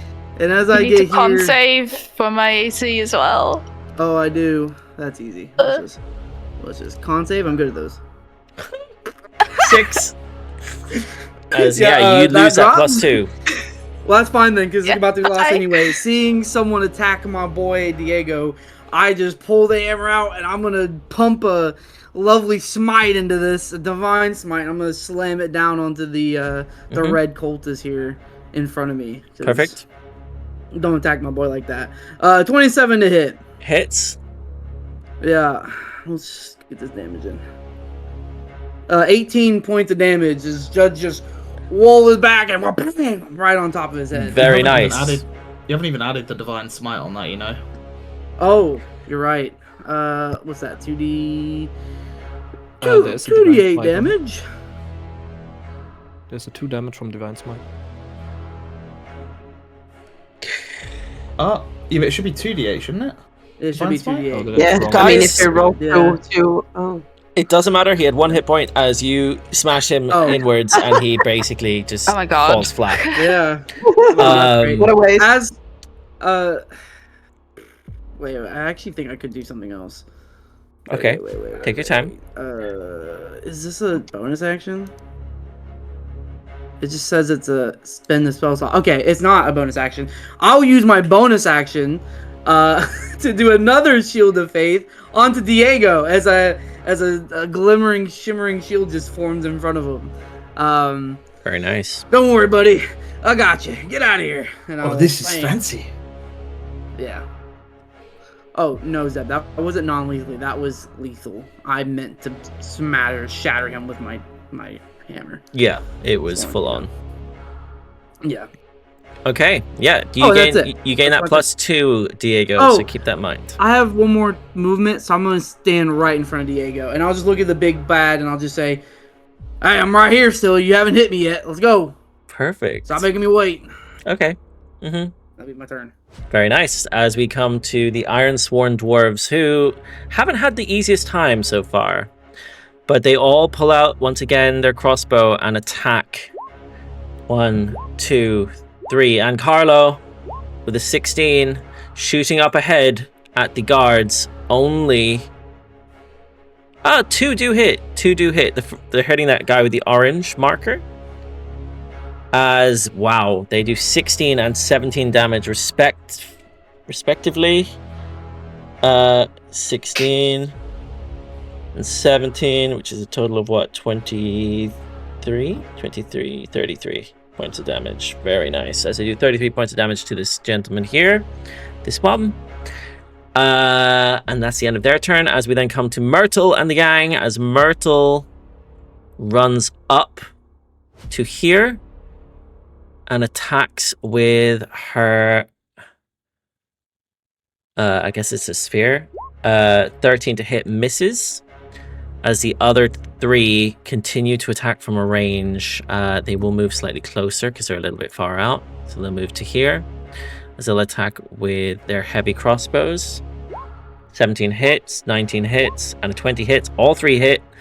I'll say the first 2 attack this gentleman here, and then the third one I'll roll in a second. So it's 9 points of damage, 4 points of damage, and 7 points of damage, all done to this gentleman here. 9, 4, 13, plus 7, 20. 20 points of damage, 20, so it's 43 points of total damage in this turn. However, guess what, guys? He's still standing. As we then come to Mirabelle. I'm hurt, but I also saw the whole Diego thing going down, and even though Judge is here, I am going to use Scorching Ray on that guy, and that guy. Okay. I'll throw it up for you. Mm-hmm. Oh, wait. So 3 Rage of Fires. Mm-hmm. And 2d6 fire damage for, Very nice. well, each of them. You have advantage here, so it'll be an advantage, this attack. And the reason you have advantage, you're not sure. Whoa, okay.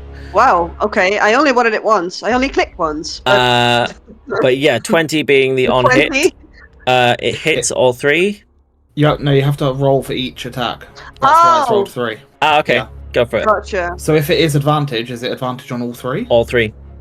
So then roll another 3. The spell itself has advantage. It's cast at advantage. Right. So then... Okay, so So maybe the- 2 Okay, hit? so 2 hit, because the first one's like a 20, and then on the Mhm. second roll it was a... 18. What was that? Yep. Too many...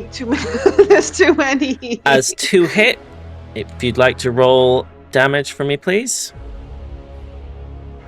On which one do you want me to roll damage? They're all the same, so just the last two. 12 points of fire damage. That's a very nice roll. And 6 points of fire damage. 12 and 6.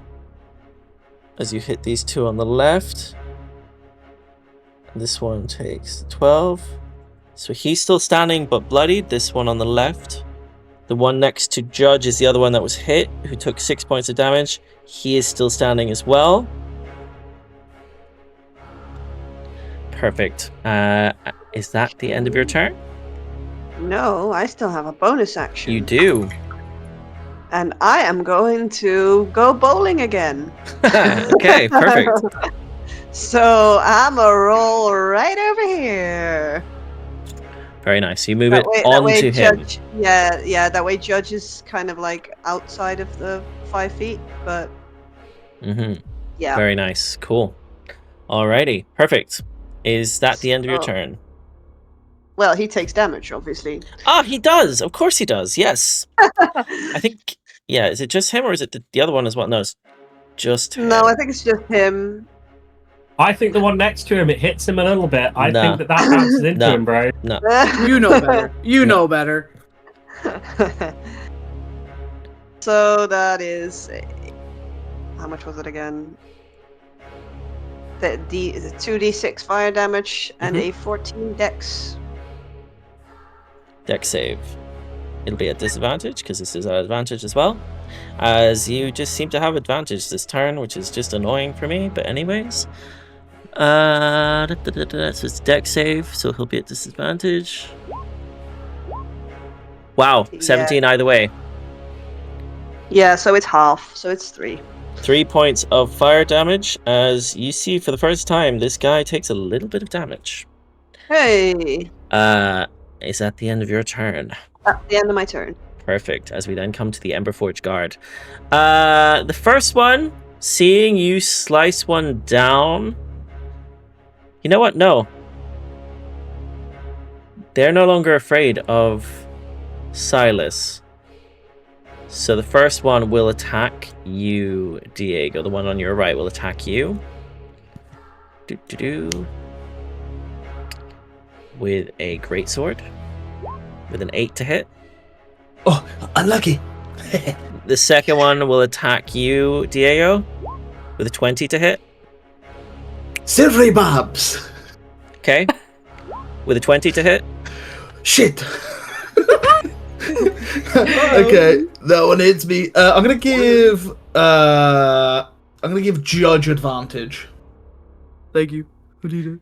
As you take 13 points of damage. Ah, 'tis but a scratch. One of them shoots towards you. I need to make a con save real quick. You do. Heroic inspiration. Oh, okay. You're using your heroic. 16 succeeds as you keep it up. As the hex is still up, right? That's what this is Bane for. of the big guy. The Bane, yeah. Bane of the big guy. Yeah. This gentleman over here will use his first attack to attack you, Ashira. With his crossbow. With a 12 to hit. Misses. Cool. He will then step forward to Diego.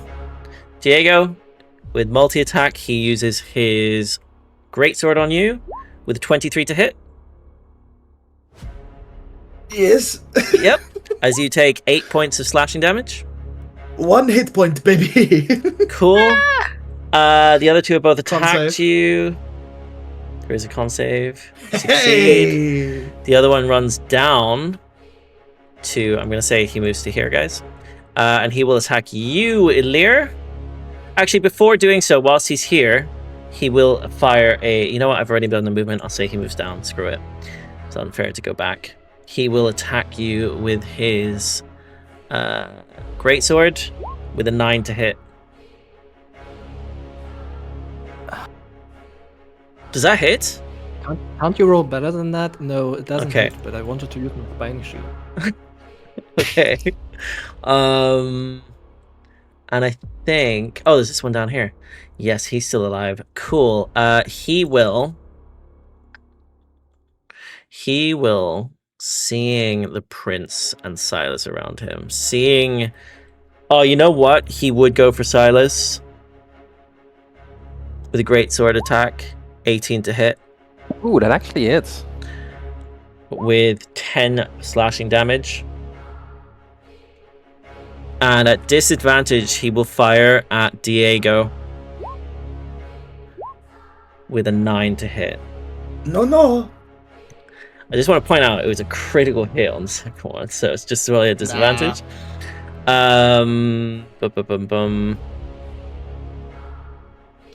This one also still has a second attack, but it would be a ranged attack at disadvantage. He will fire towards you, Zelentrus. Disadvantage, so 12 to hit. He misses. You're muted, but I assume he misses. As we come to Ashira. Are you ending your turns there? I end my turn there. This one is next to the Ring of Fire. He is. So he would take 1d4, is it? 1d6? 2d6? You tell me, Lon. 2d6, yeah. 2d6 fire damage. But obviously, DC 14, blah blah. Mm-hmm. 7? 7 points of damage, and his dex save is dex, right? Yeah. Yeah. It's an 8, so he fails. So he takes the full 7 points of damage. Hey. Cool. Yep. And that is the end of his turn. As we come to Ashira. Yeah, my music stopped playing for some reason. Okay. I'm going to bonus action disengage. Myrtle can figure this guy out over here, for sure. I want to stand next to my buddy Diego because he's not looking too hot. And I look both of these guys at either side of him. I look at them like, you touch him again, I will end you. And I will. I don't know which one looks worse, but whoever looks worse out of the two, I will go at them with my psychic blade. Okay. Be the one on the left. Okay, it's a 13. Which misses. But then I have my follow-up, which is my offhand attack. Mm-hmm. Which is a 23. A 23 definitely hits. Yes. Which I do still get to sneak on. Okay. Because of Diego standing next to me, and I have press damage, but not rolling. I will do it manually, because it's not working. For 11 points of damage. Yep, as you do an additional 11 points of damage, this becomes 34. Cool. Yeah, as he is looking bloodied. That's my turn. I'm going to reload roll 20 quickly because things are not working for me. Perfect. Thank you for your turn. As we come to the prince, who's seeing all of this before him, watching you guys fight everybody, he will use his long sword on the gentleman in front of him, which is a 10 to hit, which misses. However, he will also, at disadvantage, throw a javelin at Dorian with an 8 to hit, which unfortunately misses. He steps forward to in front of basically Ashira, standing back to back with you, Diego, seeing you low, and as... Nope, he will stand there. Yeah, he will stand there next to you, and that's the end of his turn. As we then come to Sylas. Yes. Technical question, because we never did this before. Can I fly? You do have wings. You technically have Yay. 30 feet of movement, including Cool. up. So I want to use my movement. 1, 2, 3. I will tell you, 4. your wings will disappear at the end of this turn. Okay. I will position myself then there. Okay.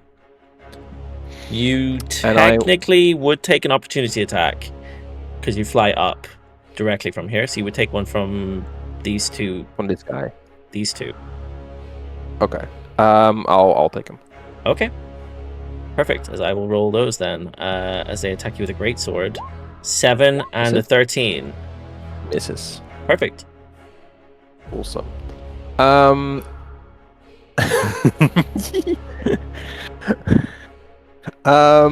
I will then use again whispering in my orb a guiding bolt against Dorian. Very nice. Mm-hmm.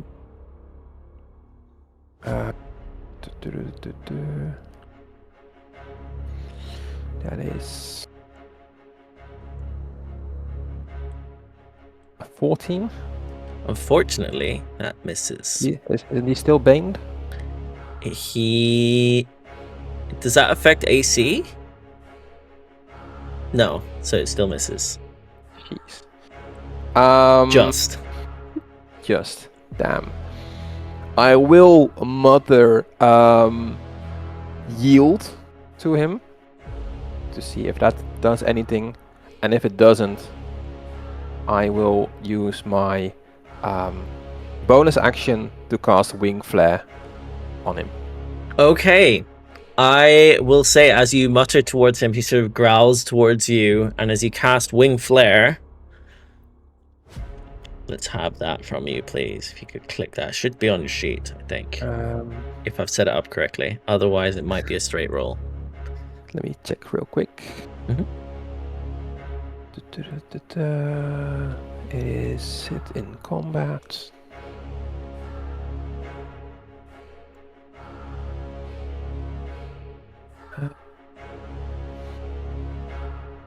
Probably not.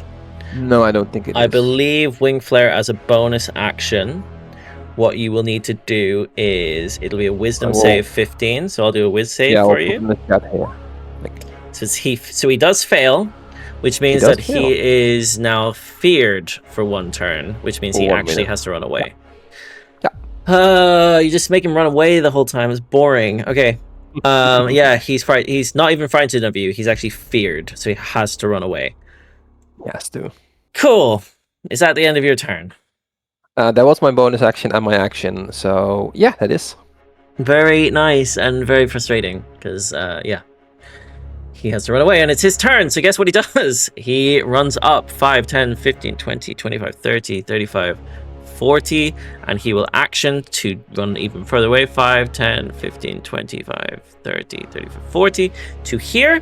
As he does so, you guys would notice that on either side of the chamber, you see glimmering on either side are these long, illustrious looking banners that look like they've been almost magically woven and painted with runes and glyphs. And as Dorian runs through, you hear the prince shout out something in Dwarvish, which I'm not going to do, but he does say it in Dwarvish. None of you speak Dwarvish, correct? No. Cool. You hear this utterance in Dwarvish as the two of them sort of magically lift from the walls, and they enter the initiative. So, can you see them on the initiative tracker? They are there. Perfect. As, yes, the two of them appear. Hopefully they're on the right layer. They're not on the right layer yet. Here they come. Oh, whoops. As they are now both on the token layer. You see that it is now, that's the end of his turn, as the magical tapestries reach out and move towards, they lift basically onto here. The first one will try and grapple him. Bear with me. So it is a constrict. Wow, which is a crit. A nat 20. Perfect. As it does 9 points of damage to Dorian. The second one, it's already moved 10, 30. We'll move to here. And yeah, he has basically been constricted by this magical this magical tapestry and takes 9 points of bludgeoning damage from the constricting sort of grab around him. And that's the end of their turn as we come to Diego. Well, guys, it has been fun. And I place my hands on my chest and cast Cure Wounds, which I will cast at 2nd level. Mm-hmm.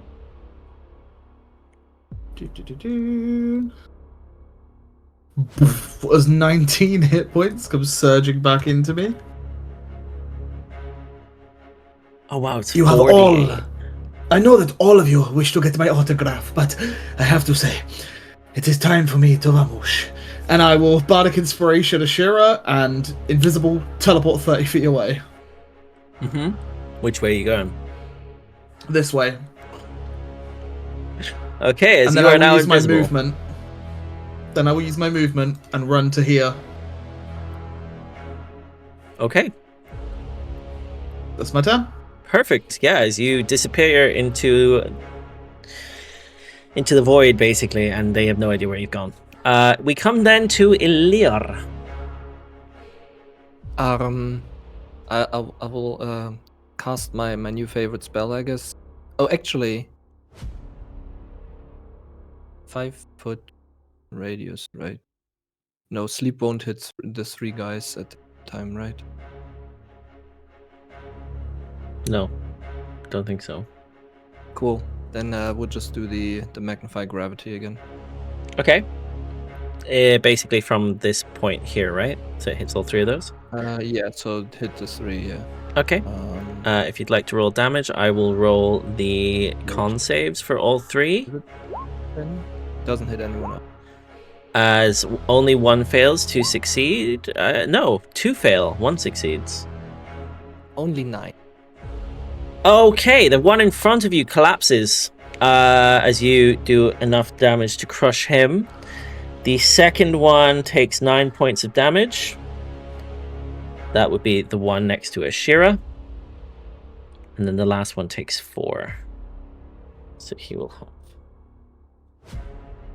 Cool, and we have a 9 on this one. So that becomes a... Cool. Perfect, very nice turn. I guess I can fly, right? You Could tell I me. fly up and then over these guys to like here? It's like 20 feet from there. So if I fly up, I don't 10 know, 5 feet? up, 5 down. It'd be 10 up. You'd still be hovering here. Or 10 up.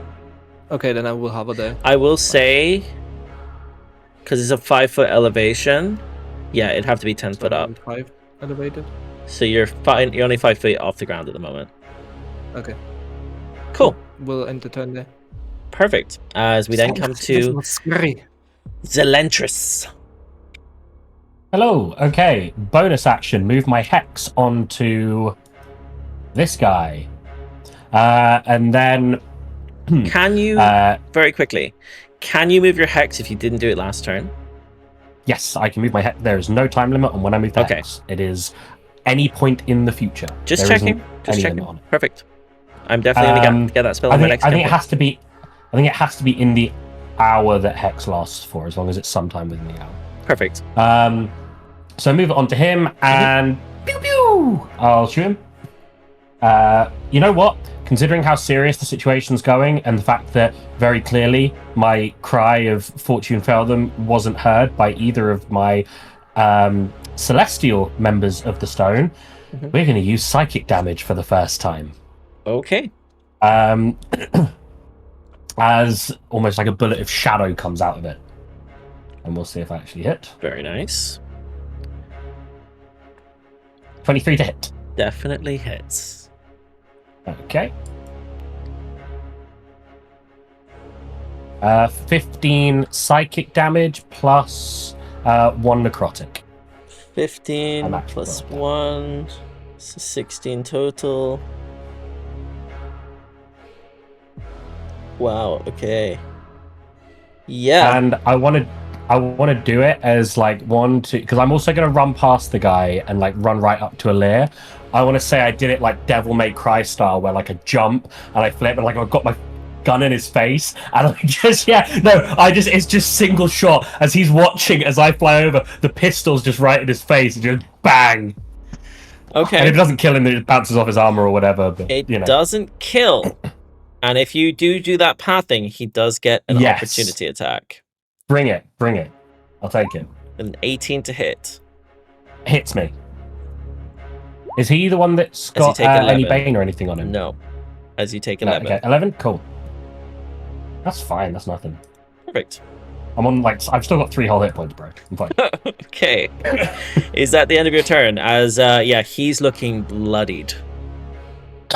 Yeah, that's the end. I like to think he slashed towards you and made contact, but in doing so also took a bullet to the face. And you sort of chopped out an ear or something. Perfect. As, we then come to Judge. Great. Whichever one looks the worst, I'm just gonna swing my hammer down on him. The one who looks the worst is the one who just got shot. So this one on to your right. Yeah, I guess as he gets shot in the face and his head reels back, Judge just kind of swings the hammer and tries to swipe at his throat area with the butt of his just hammer. blast the head rolling back. Yeah, with a 20 to hit. Hits.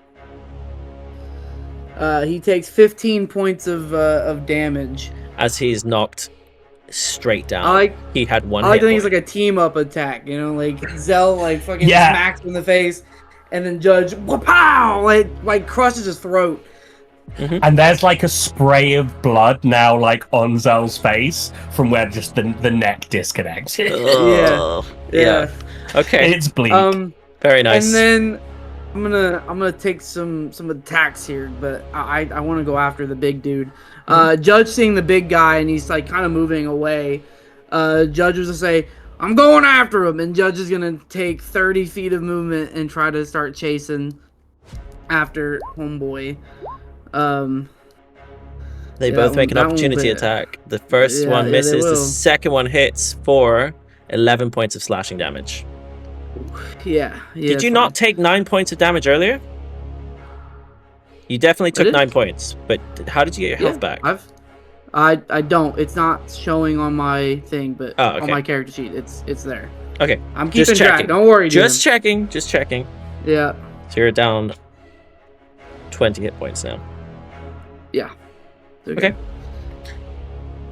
Perfect. So yeah, you make your way to I gotta here. roll concentration. I gotta roll concentration. Mm-hmm. Yeah, that's fine. Succeeds. So Diego keeps. Is it Diego with a +2? Yeah, Diego has the +2 still. Perfect. That you can't see right now. Okay. And that is at the end of your turn. That is the end of my turn. Very nice. As the Ironsworn dwarves see Myrtle being surrounded, they will move up 20, 30. They will move up 30 feet to here. Here and here. These two next to the two next to the Emberforged guards will they'll use their great swords. An 11 missing and a 7 missing. The other one will fire a crossbow towards him, missing, and the last one will also. You know what? I'm gonna say he went here, as opposed to that step over, and he'll attack with a 6. Wow, these guys roll so bad. 2 nat 1s back to back. As they all miss, but they're there. They're there in spirit, guys. And now, yeah, that's the end of their turn. As Myrtle then pulls out her spear once again and attacks with a 17. This time, actually hitting the guard, doing 2 points of damage. 2 points of damage. That was. Okay. Which brings it to. He's looking very bloodied. And then her companions will move forward as well. So they'd go there, probably here and here. The first one, Bren, comes up. He will attack with his greatsword, hitting, doing 8 points of damage, which knocks him down. So that's another one dead. Around you are just Ironsworn at this stage. The other two will attack the closest guard with a crit from Runa. and an 18, which also hits. So the 18 will do 8 points of damage, and then crit damage, 27. Oh my god, that finishes him off cleanly, as that one is now dead as well. And that is the end of their turn, as they finally started to do something for you guys. And it's with that that we come to Mirabelle. Around you are a bunch of dead dwarves. Nice. How lovely. I'm gonna self-preserve a little bit. And, well, first of all, as a bonus action, I'm gonna roll my ball a little bit to crash into this guy. Okay. That's my bonus action, so that's the 2d6. Yep. If you'd like to do that. So Oh, that's 9. 9 points of damage, and that's a dex save. Dex save. Dex. 19, which he succeeds, Oh. so it's 4 points of damage. That's Okay. perfect. Well, if he doesn't want to die by that, I'll just cast a firebolt. Perfect, yep. Can you roll this at advantage, please, for me? Does it matter? 19 hits! Yeah. Oh, wow, are you serious? As he takes a whole 1 point of damage, Oh my god, that's but is so still shitty. standing. He is bloodied, but still standing. Damn, okay. Yeah, that's the end of my turn. Perfect. As guess what? It's his turn. And on his turn, he will step down to you, Ashira, and smack towards you with his greatsword. With a 24 to hit, Yeah, that hits. Huh. doing 10 points of damage. Great. He will also Yeah. fire his heavy crossbow towards you, Zelentrus, at disadvantage. So it's an 8 to hit. So I have an AC of 15, so that would miss. Cool. Perfect. And I believe he's the only one left standing, so he's gonna fight to the death because he is guarding the keep. Yeah, that's the end of his turn. Ashira, come to you. You see her to go for him as he slashed towards her, but then she looks over across to this tapestry thing that's holding on to demon guy. I don't even know what to call him at this point. Dorian. So I'm going to but I don't that thing. I'm going to cunning action, disengage, and get past him. Okay. To here. Now, if I've measured this correctly, yes, I can throw my psychic blade at him. If he's constricted or grappled, I should get advantage. He is not, but technically you have an ally within 5 feet. Does that still count? So he's not grappled? He's not grappled. He's been constricted, but it's not grappled.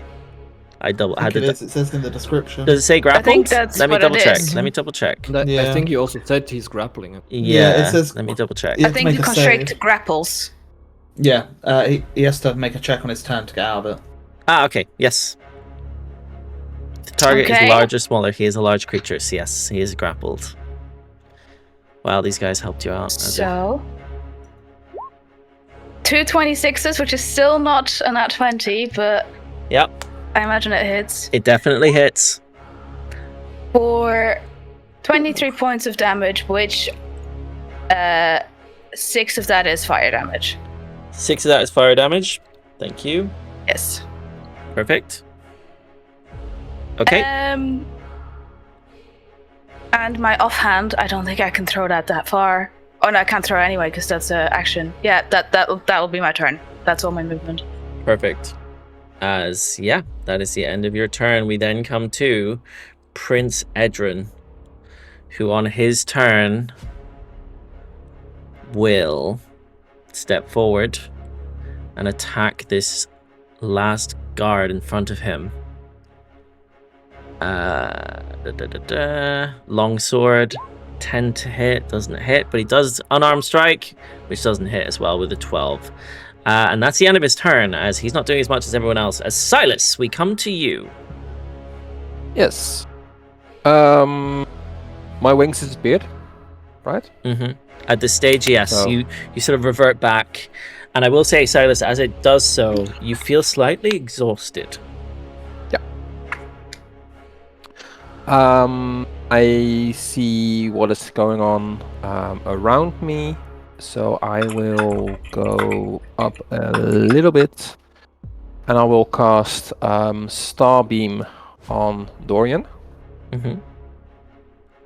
Which I need a DC 14 con save for. DC 14.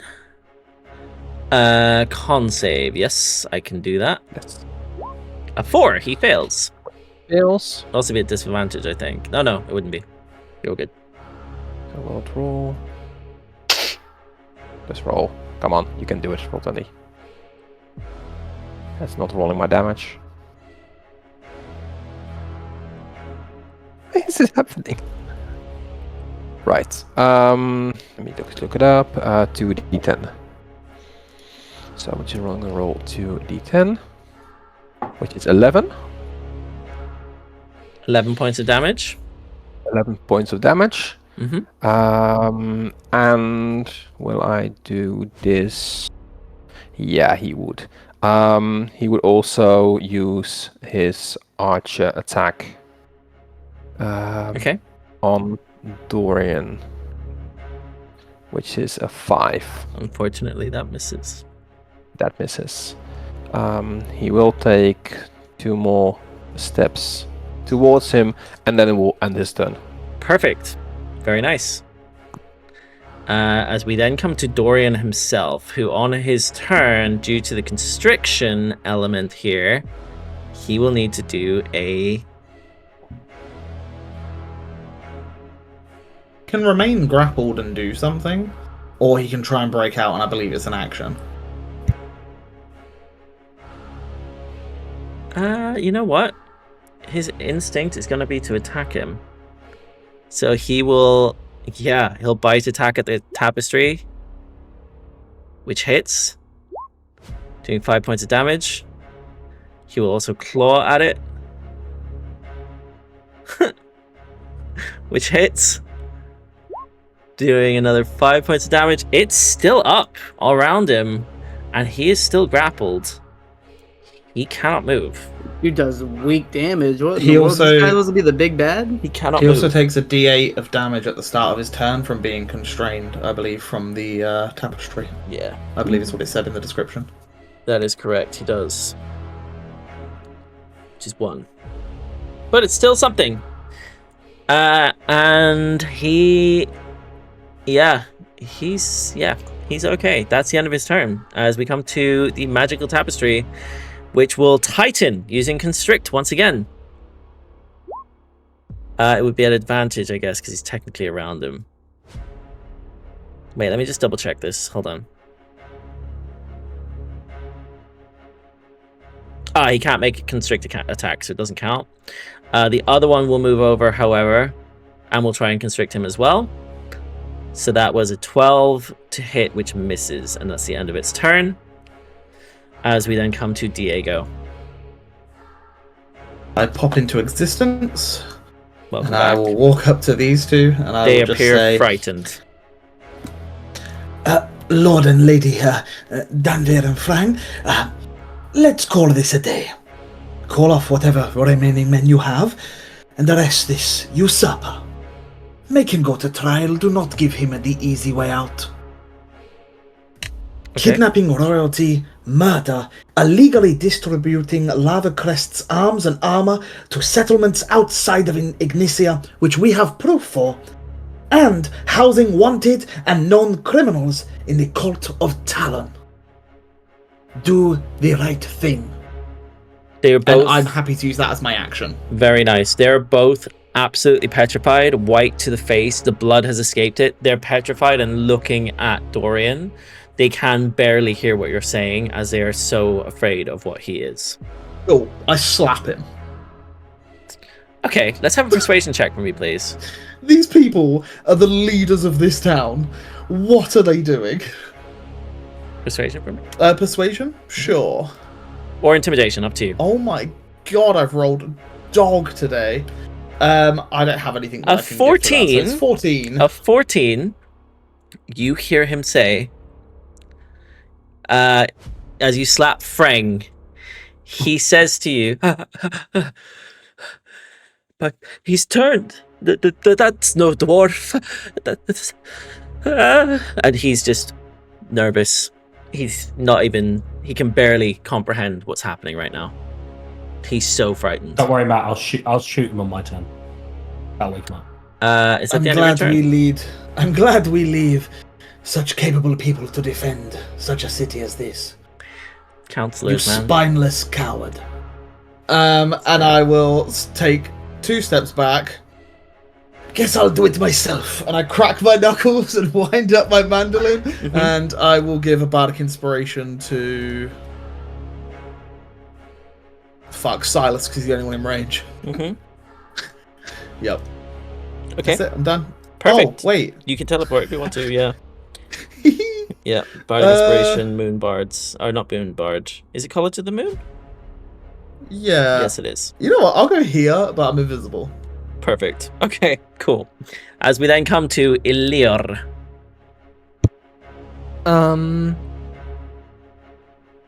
I don't know how it works with the height and stuff, but I would like to move there. Does that work, or do I get less? 5, 10, 15, 20, 25, 30, but you'd be on the ground. Okay. Yep. Cool. That's fine. And then I told the dead on him because he's taken damage before. Yep. If you want to put it up in the chat for me. Wisdom save 16. So whiz save. I think that's the first Don't one be he's wild. made. Don't be. A 5, which is actually a +2, so it was a 3. But yeah, he fails. There's a Bane, right? There is a Bane, yes. It is still up, unfortunately. So it would be a 1. Good. And 8 damage. As he takes 8 points of damage, and he's looking bloodied for the first time. Is that the end of your turn? Give up now, or I do it again. Is that the end of your turn? Perfect. As we then come to Zelentrus. Give up. Yeah, I'll move right next to Elirr. And bonus action, move my hex onto him. I'm going to give him disadvantage on strength ability checks, please. And then I'll take a shot. Yeah, I was gonna dissonant whisper them, but screw it now. I will tell you now. I'm ruling that he has half cover because he's technically 10 feet up. You can see him. So it would be... He is constricted, though. Okay, it'd be a flat roll. It'd be a flat roll. You sure? Yeah, it'd be a flat roll because he's constricted. Okay. Alright. Because I will do something else if you want to do that instead. I wouldn't move the hex. No, the advantage, the disadvantage would be counteracted by the grappled condition, so you're good. Okay. It's going to be psychic shadowy bullets again. Cool. Let's see if we hit. That's a 9, so I don't. I don't hit, unfortunately. No. No. Okay, that's it for my turn. And he is hexed now, right? He is hexed, yes. Perfect. So he's got a disadvantage to strength ability checks. Very nice. As we then come to Judge. Yeah, I can get to here. And I can see... Is this a pillar in front of me? It's technically a pillar, but I'd say you can get around it. You can walk through it. It's basically... It's just how the map is laid. You can get around it. Can I look over it? Can I see him? Can I see the dude? You can see him. Just imagine it's a straight path to him. Yeah. Alright, I'm just gonna take out my throwing hammer and throw it at him and lob it at him. Why not, you know? Okay. He's grappled. Why not? Do I not get advantage on this since he's grappled, or? Yeah, actually you would, because he's grappled. He's held You know still. what? No, I don't want to do that. I don't want to do that. I don't want him running away. Instead of doing that, I'm just gonna use my action to move again, and I'm gonna get over here, and then with my bonus action, I'm gonna channel my divinity to get myself a spell slot back, and I'm just gonna look at him and say, "Hey, I finally caught up to you. Now we can actually fight." And then yeah, that's my turn. Perfect. At the end of your turn, he uses a legendary action, and he will tail swipe you, which is a claw attack essentially for 12 to hit. He misses as I laugh at him. And that is the that wasn't really nothing. Of that. I'm just gonna see. Cool. Yep. That's the end of his turn. That's the end of your turn. Awesome. Very nice. As yeah. we come to the Iron Sworn dwarves, who are still alive, all of them. They will move up to here, and here, and here, respectively, around the king, and attack this gentleman who is already looking pretty rough. Yeah, as they will attack. The first one will attack with his greatsword, missing. The second one will attack with the greatsword, hitting for 10 points of damage. As he's still up, the third one will attack, hitting, killing the Emberforged guard. I know it says Emberforged guard, but it's okay. Killing him. And then the final one, which is Carlo, will continue going another 15 feet. He will go to here, and that is the end of... can he hit? No, he definitely can't from here, as that's the end of his turn. Myrtle and her band of compatriots will move 5, 10, 15, 20, 25, 30 feet. I'll move them down 2 in a second. I'm just going to move these guys over slightly. They're sort of out of the way. Bum, bum, bum, bum, bum, bum. Perfect. As they arrive basically here in a slew of people around. They cannot see Dorian from where they are, so they do not attack. They will bonus action dash to make it closer. 10, 15, 20, 25, 30. Yeah, they'll move 30 feet further. So they'll move to here, and she will move over 1 to here. Cool. And that's the end of her turn as we come to Mirabelle. I'm gonna drop my ball. It's of no further use. Okay. So I can drop the ball. Can I see the big baddie guy from here? You cannot see the big baddie guy from here. You would probably have to be where Ashira is now to be able to see him.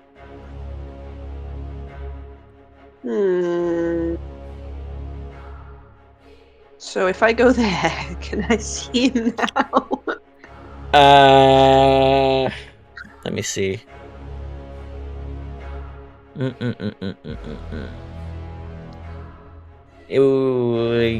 I'm going to say no. Sorry to do that. Circles his explosion radius, guys. Yeah, I don't know why it's on circle. It's meant to be line. I'm going to say no, just because he wouldn't be able to see you. I'll just use cure wounds on myself. Very nice. Very nice. It says 1d8 plus your spell casting. Wow. Wow. Plus your spell casting, which is a 4, is it? 3? Yeah. Why is it only 1d8? It'd be... You're a 2024 class, right? So it should be 2d8. Should be 2d8, you're correct. If you dragged in the wrong spell, cure wounds. Okay, well, I'll roll another one then. So you gain 8 hit points. 8 hit points. Very nice. Is that the end of your turn? Why not? I still have my bonus action. I will use that very late to use my innate sorcery. So it's my spell save DC, blah blah blah. Perfect. I shall use that as my bonus action. And that's the end of my turn. Perfect. As on the end of your turn, we come to Ashira. Yep. I'm going to cunning action dash. Get to here. And then here. And then here. I hope you see my pathing. Yes, I do. Okay. Cool. If he's still grappled, I'm going to try and hit this guy. Yep, he is still grappled. Ah! Finally! As you hit a nat what happens 20, again? you... What's the bone thing? The moon Silvery thing. barbs. No, I'm joking. You have a Barbs? blessing of Luriel. So, what that means is, when you hit your first critical hit after that blessing, you gain an additional bite attack. So you do an additional 2d8 radiant damage. 2d6, sorry, radiant damage. Are they doubled as well, or is that as it is? No, that's just flat with the crit. So you do your crit damage plus 1d6 radiant. Sorry, 2d6 radiant. So, if you'd like to roll critical damage for me, please. I think it's 2d6. I suppose I'm not trying to kill him just yet. Can I do that if it's critical? Yeah, I mean, 35 points of damage. Okay. Yep, he takes 35. 2d8? 2d... I believe it was 8. I'm just going to very quickly double check this. Because I don't want to tell you the wrong thing. It is...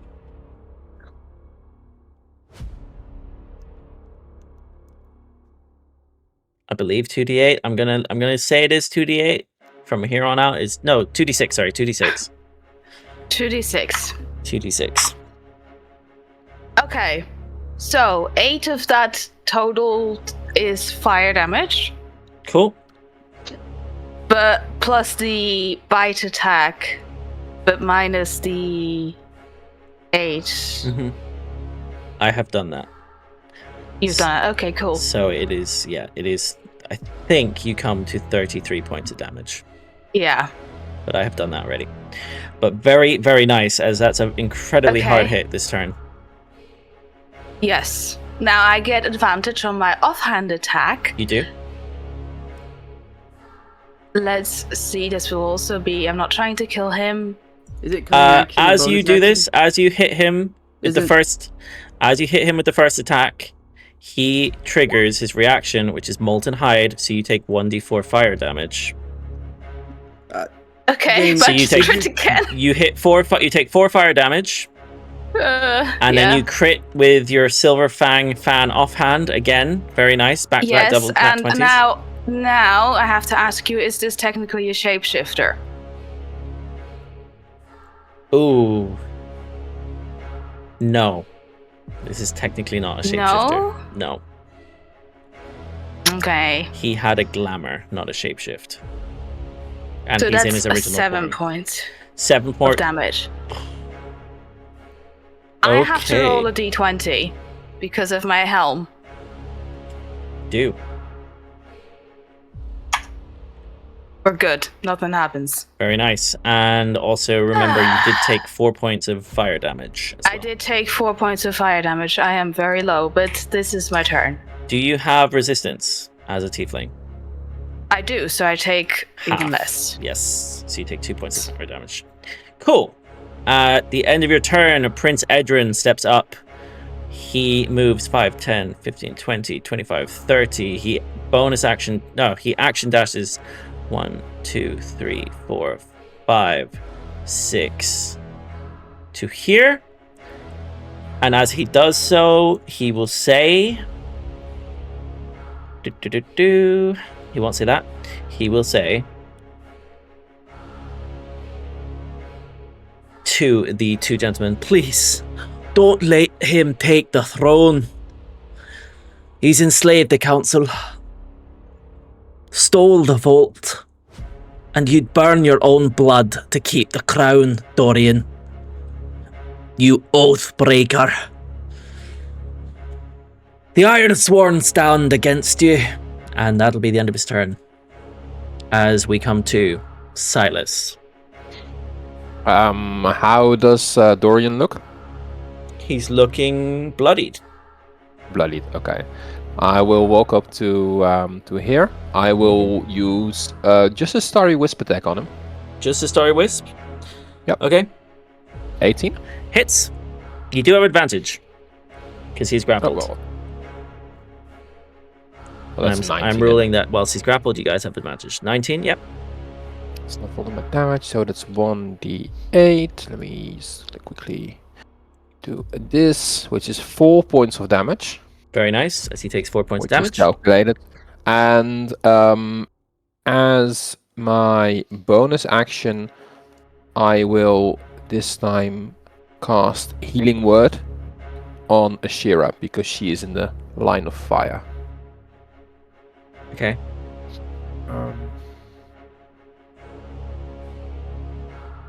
Which is 9 points of 9 points Thank of you.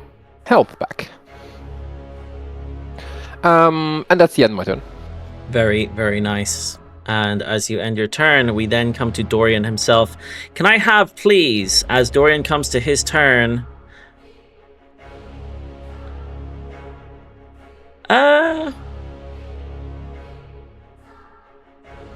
Actually, no, he doesn't need to do that. No, technically that won't affect you guys. Okay.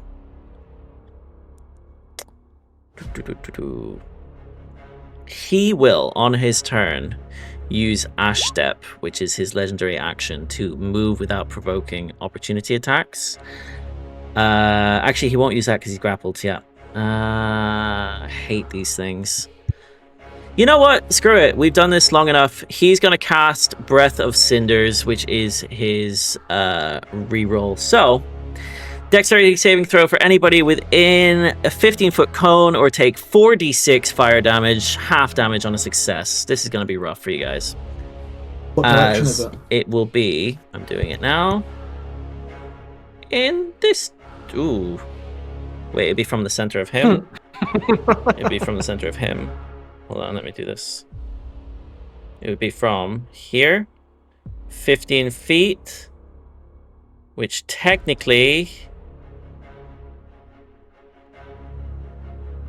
I'm going to rule hits you, Diego. I don't think that's more than half my token, but sure.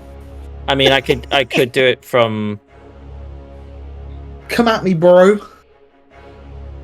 Do you want me to like zoom in on it really close, take a screenshot, and then work out the area of the square?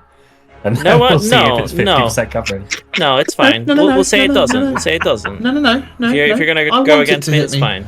I want it to hit me. You want it to hit you? Yeah, come on. I think it is half your token. I'm not gonna lie. Tell me what you're working with. I think that's half your token. It would also be at the edge of the token. I don't know why you're doing it from the middle, but Yeah, it's 100. It's 100% from the edge of the token. But go for it. Yeah, so it would definitely hit you.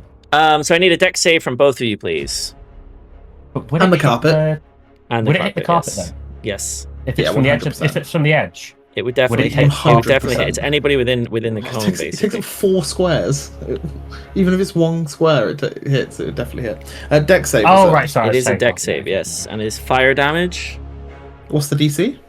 13. 13. About double 25s. High five. You take Let's go. half of 12, which is 6 points of damage. That's both of you. Cool.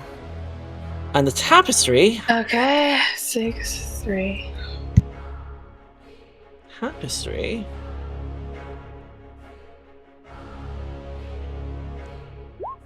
Fails, and it is weak to fire damage. Surprise, surprise.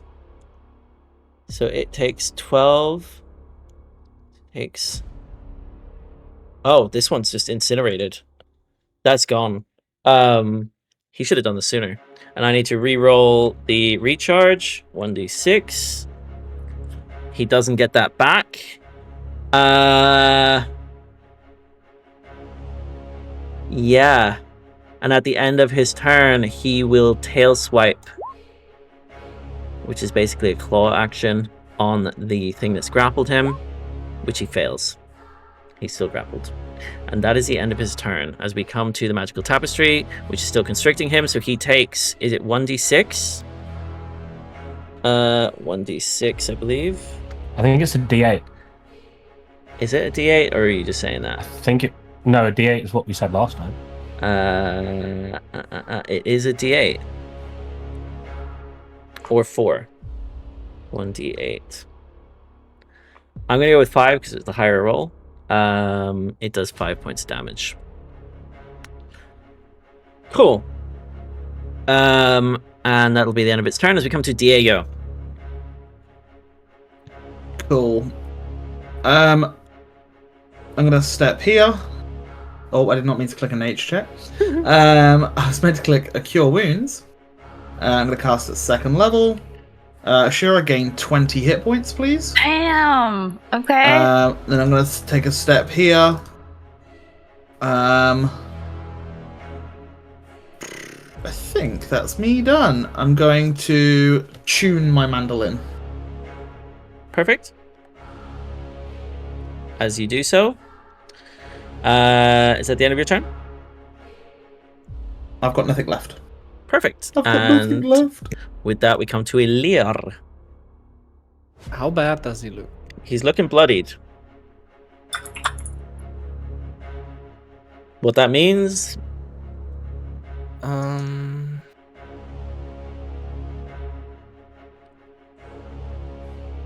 We'll just go toll the dating. Okay. What am I doing? Wrong screen. Which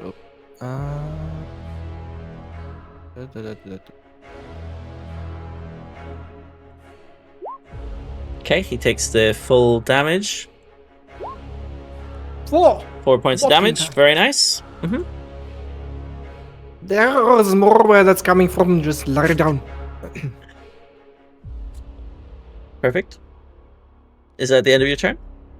That's the end of my turn. Very nice. As we come to Zelentrus. Cool. I'm gonna move up in front of Diego, and like Goku style, doing the instant transmission Kamehameha. I start lining up my gun, like lock eyes with him, and then I Misty Step behind him, over to here, and then I'm gonna shoot him in the kneecaps. Okay. You do have advantage because he is grappled. Oh, this is non-lethal, by the way, hence the kneecaps. Can you non-lethal with a pistol? It's up to you, but I mean, if I feel I don't like think if so. you aim at their kneecaps. No? I don't think you can. All right, okay. But I wouldn't worry. All right, okay, cool. In that case, if he's not looking too rough, if he's looking rough, he's and not too bloodied. rough, cool. Okay. Which is technically, just for everybody to know, means he's at least half health. Cool. And you said it's at advantage? It is at advantage. You rolled a 14. That's a 16 to hit? 16 hits. As it beats the Okay. AC of 15. That's 11 plus 3 necrotic. 11 psychic, 3 necrotic for 14 total. Very nice, as you do 14 points of damage, and he's still standing. Is that the end of your turn? Yes, that's the end of my turn. Very nice. As we I've got... No, Yeah. I used my bonus this one. As we come to Judge, before we do, he uses another legendary action here. He's allowed 3 of these, so technically he can use another one. I don't know why I've not been doing it. He will attack again at the tapestry. 23 to hit this time, doing 6 points of damage, killing the tapestry. Boy's unleashed!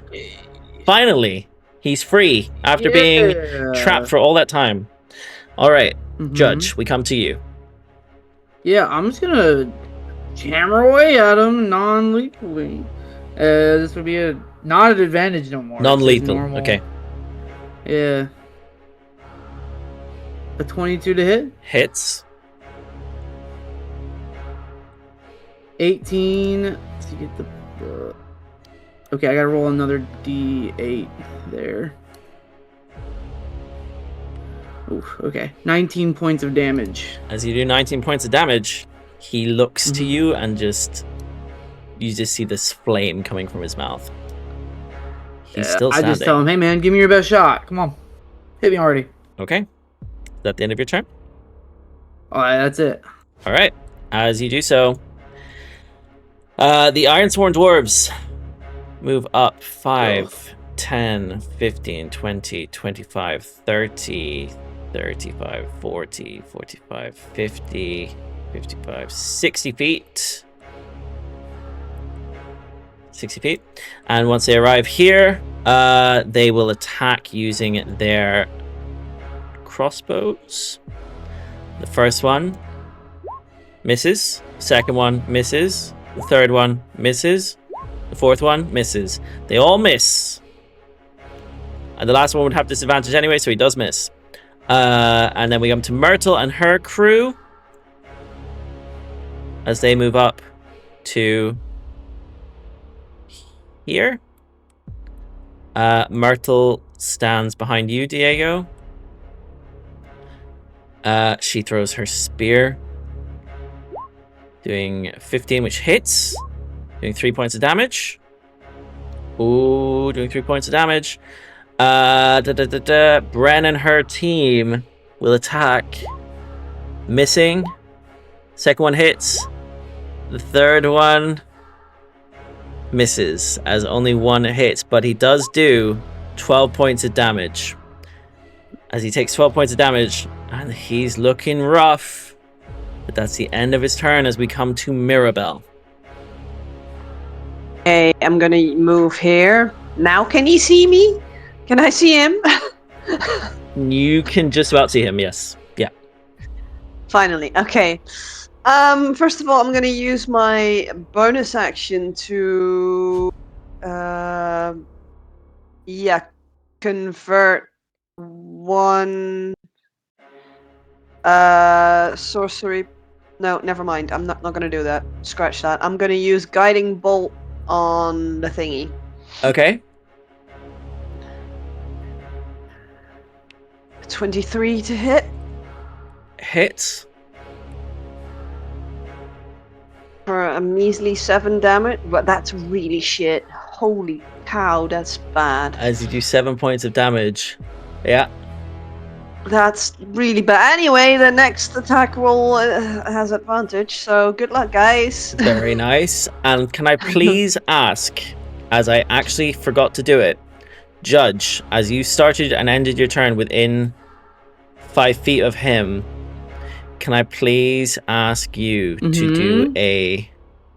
Oh, actually... No, we're too far gone. We're too far gone. We're too far past it. No, do it. No. Please. It's fine. Please, I want to take damage. It would have been on the melee hit. It would be minus 1d4, so it would have been just a flat 2 points of damage to you. In addition, you would have had disadvantage to hit, but I didn't do it at the time, so we're not going to go back and retcon that. Okay, I'll take the 2 damage. Okay. Cool. There. Mirabelle, is that the end of your turn? Thank you very much. As we come to Ashira. You're muted. Sorry. I said yes, and thank you, Mirabelle, for the advantage. I'm not trying to kill him. For a 21 to hit. Hits. For 20 points of damage, of which 4 is fire. 4 is fire? Yeah, so 16 points of damage. Okay, as you cleave into him. Yeah. At advantage on my offhand attack. Okay. You would take a d4 here for the first attack. So you take 2 points of damage, fire damage. So 1 point of damage. And on your second attack... Oh, 25. That is not 19 points of damage. That is 4 points of damage. Okay. Yeah, you do 4 points of damage. And I need to roll a 1d20 again, if that was fire damage that I took. He doesn't take fire damage. Did I take fire damage? You took fire damage, yes. However... Okay, good. He's still standing. Oh. Okay.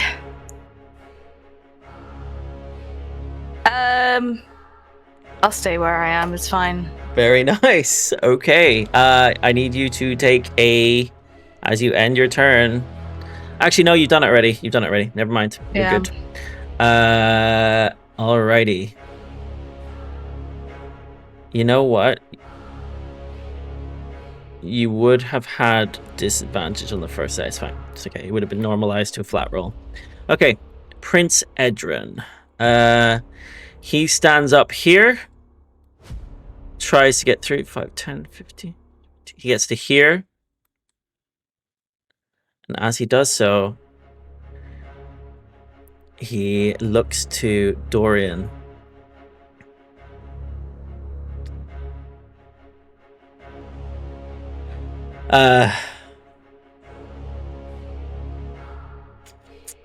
He will.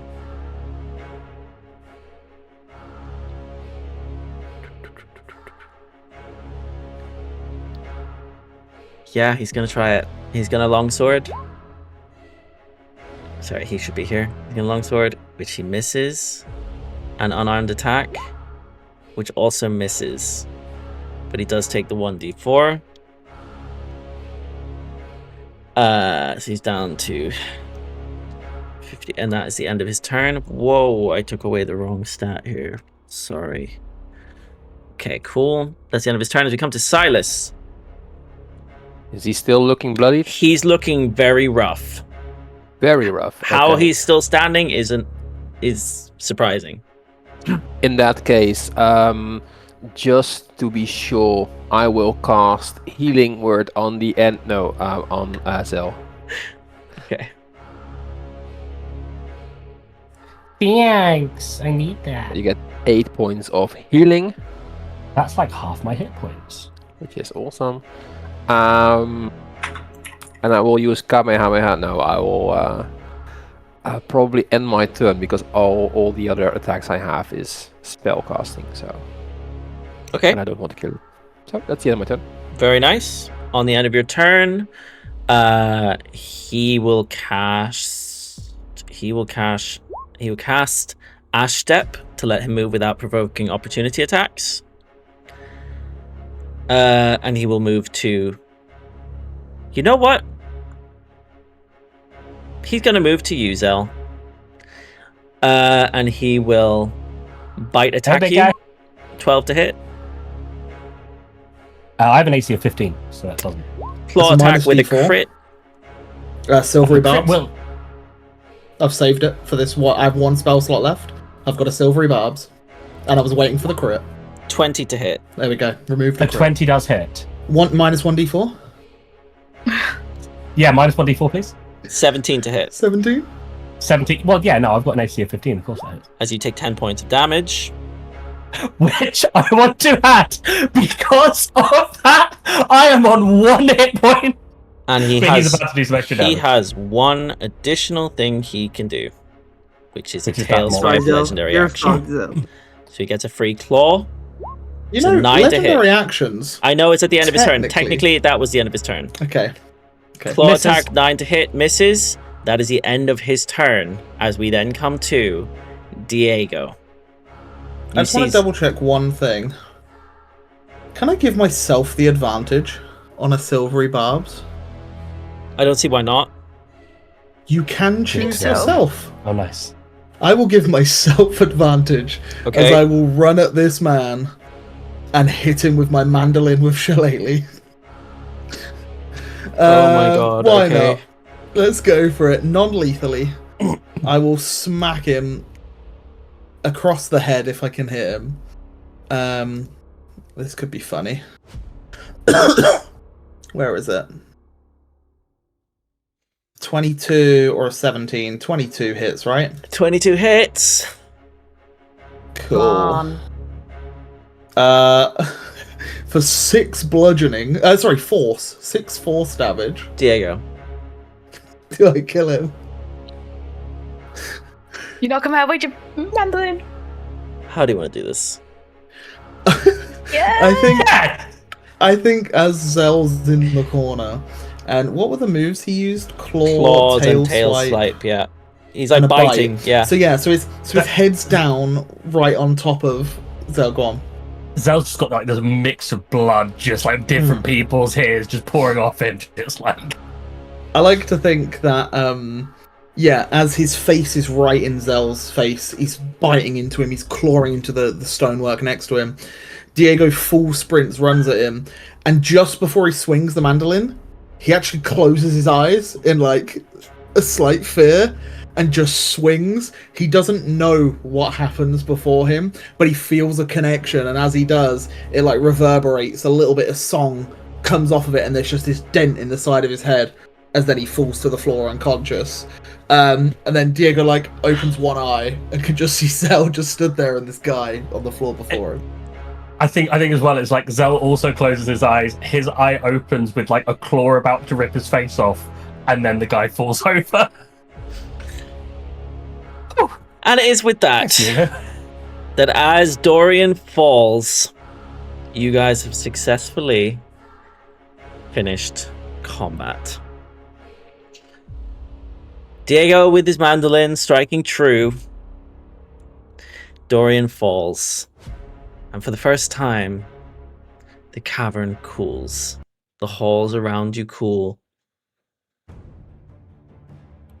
And I think there is a good place for us to take a 5-minute break before we close out the rest of the session. So we will be right back. And we're back! So, you guys, you've successfully slain or beaten Dorian Emberforge. Is anyone doing anything at this stage? As soon as combat ends, the turns end, what are you guys doing? What's the first immediate thing that everybody does? Slumping up against the pillar behind me and just sitting on the floor. I will walk over to Zel, and I will place a hand on him, and I'll give him 13 points of lay on hand healing. I'm gonna save 2 just in case. Thanks. Your Majesty, is it okay to call you that now? Are you okay? Do you need any assistance? I'm alright. I'd never seen him like this before. What is he? You see that he sort of spits out, wipes like sweat off his brow and off his beard. I'd say that as he looks to you, he's just his voice cracks and he swallows, forcing out words that you see as he looks to you. I thought if I'd stayed quiet, fewer would have suffered. He looks at Lord Emberforge. Every order he gave was signed with my name. Every blade he forged, every life spent, they called it my will. Well, I am king only in title, and I fear I will never wash the blood from it. He kneels down to the ground. I'm pretty sure you will have a chance to make things right again. With time. And I make like a little curtsy, and then I go over to Diego. That was very impressive. And I wink at him, and I give him a cure wounds. Thank you. Well, it is only a small feat for, Diego the Kingslayer, eh? You're a Kingslayer now, wow. Well, what council leader slayer? It doesn't have the quite the same ring to it, eh? Diego the Kingslayer. I kick him. Maybe does he shrink? Does he go small? No, that's his form right there. He's twisted. I wonder how long he's been holding this up, this act. That's no Regent Lord. That's no uncle of mine. That's Whatever that is, I didn't act. Something to do with Talon? I did nothing for this, but you lot. You chose to act when I could not, and Lava Crest stands because of you. Myrtle steps forward. You see she lowers her weapon. She stands between Elirr and the king. By Forge and Flame, we owe you our lives. She looks to all of you. Prince Edrin nods just once, almost ashamed to admit it. You have my thanks, he says, and my word. The vault of the Forge will open to you all. Not as thieves, not as tools, but as guests of Lava Crest. I advise you rest, heal. You'll need your strength for what comes beyond that door. As he looks around over to council member Danvir and Freng. I don't know why they coward. The coward and the cowardice of Danvir, and we're gonna need to restructure the council, I think. And Myrtle, it's good to see you. As he sort of breathes out a sigh of relief.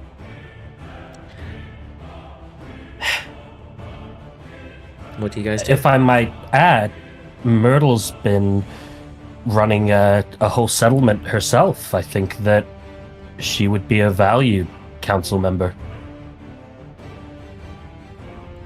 The Ironsworn Commander? A council member? What say you, Myrtle? I don't know. I wouldn't know what to do. I mean, should we not lock up Dorian first before I'm promoted? As far as I'm aware, he's not dead. I can tell you one thing you wouldn't do, and that's cower. But that's a point. If we need somewhere to lock him up, how about the chained... Oh, I know just the place. I can I put manacles on him? Would my manacles fit? Do you have manacles on you? I do have manacles. Then yes, on me you can try and put them on. Yeah, sure. I'll put manacles on him, and then I'll just kind of set him up against the wall over here. Mm-hmm. Yep, he's leaning against the wall there. Yeah. Now he's bounded. All right. Now I have freaking manacles. Yeah. I have questions for him, if you don't mind. As he steps through. I can wake him up if you want me to. Aye. I will place my hand on him and put 1 point of cure, laying hands on him. Yeah, as he wakes for just a moment. Yeah.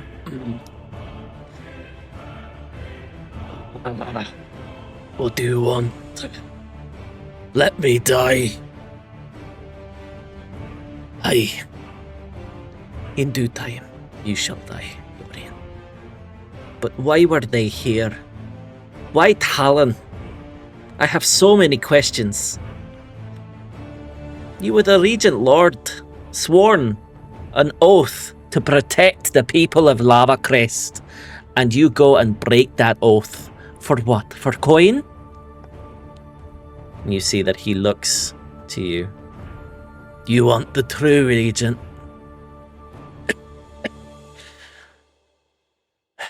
The Child King. You were mine to dominate. The vault was mine. The city was mine. Lava drips from his throat. Ash swirling around him. You'll all burn. All of you will burn. And as he looks beaten, he looks around. As he says, he doing? He's looking around. He's still handcuffed and sat to the ground.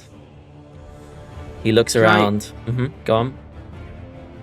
I will just look towards the prince and say, if I may have some questions. It may be good for you to hear this as well. Aye. Hey, the name's Judge. I worked for the cathedral a lot. I'm a nice, strong man here. Anywho, I've seen the Talon mention something about a blade that can dream. In the Lord's name. Some Talon blade. Can you know anything about it? Aye. What do you know of it? Talon searched for records of the mold of the blade and of where it was lost. The Shadow Blade. And it's with that Shadow blade. that as he looks to you, Judge, he is going to attempt to attack you here. Oh, is he now? Mm-hmm. He bites towards you. Can I have a dex Yeah, save go ahead. from you, please? Oh, As he okay. lunges towards you. That's fine. 13. Probably gonna fail. With a 13, you do take damage as he does. Yeah. He bites you. As you take. Jesus. Yeah, that's the hit. That's Sorry, the hit. 15 points of damage. Yeah, And Judge as you do goes so. unconscious. No, only 15. Only 15 points of damage. No, I'm Yeah. unconscious Oh. from that. Yeah. As you do so, Yeah, I'm unconscious. the Can prince. I smack him? The prince. Before you do so, the prince attacks him.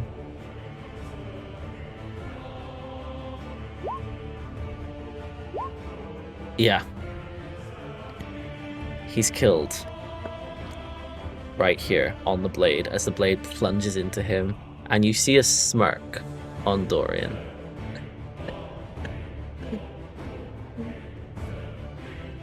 And he falls back against the wall. Judge, you're down.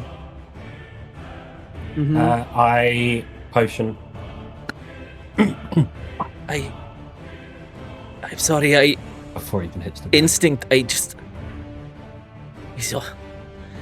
doesn't deserve our death. I should have known better.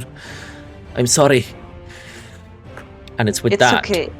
If it was not you, one of us would probably have killed him anyway. Either by spell or attack or otherwise. Probably too dangerous to be left alive as is. But they were not here for gold. They sought knowledge. I suggest we all take a rest, and in the morning, I'll see to it that all of you are granted entry to the vault of the forge. And it's with that we call tonight's session. As you have all successfully managed to beat Dorian Emberforge, uncover something about a shadow blade, and how they were looking for a mold for it within the vault of the forge. You guys have successfully saved Lava Crest City. The king appears to be still getting used to his new role. All of you gain a long rest this evening. And with that combat that lasted the whole session, you guys have finished a new chapter. And with that, you do indeed level up. So congratulations on hitting level 4. We're into the second half of the campaign here. Let's see what happens next time. Until then, thank you all for playing. Thank you for watching. I'll catch you in the next one. Bye-bye now.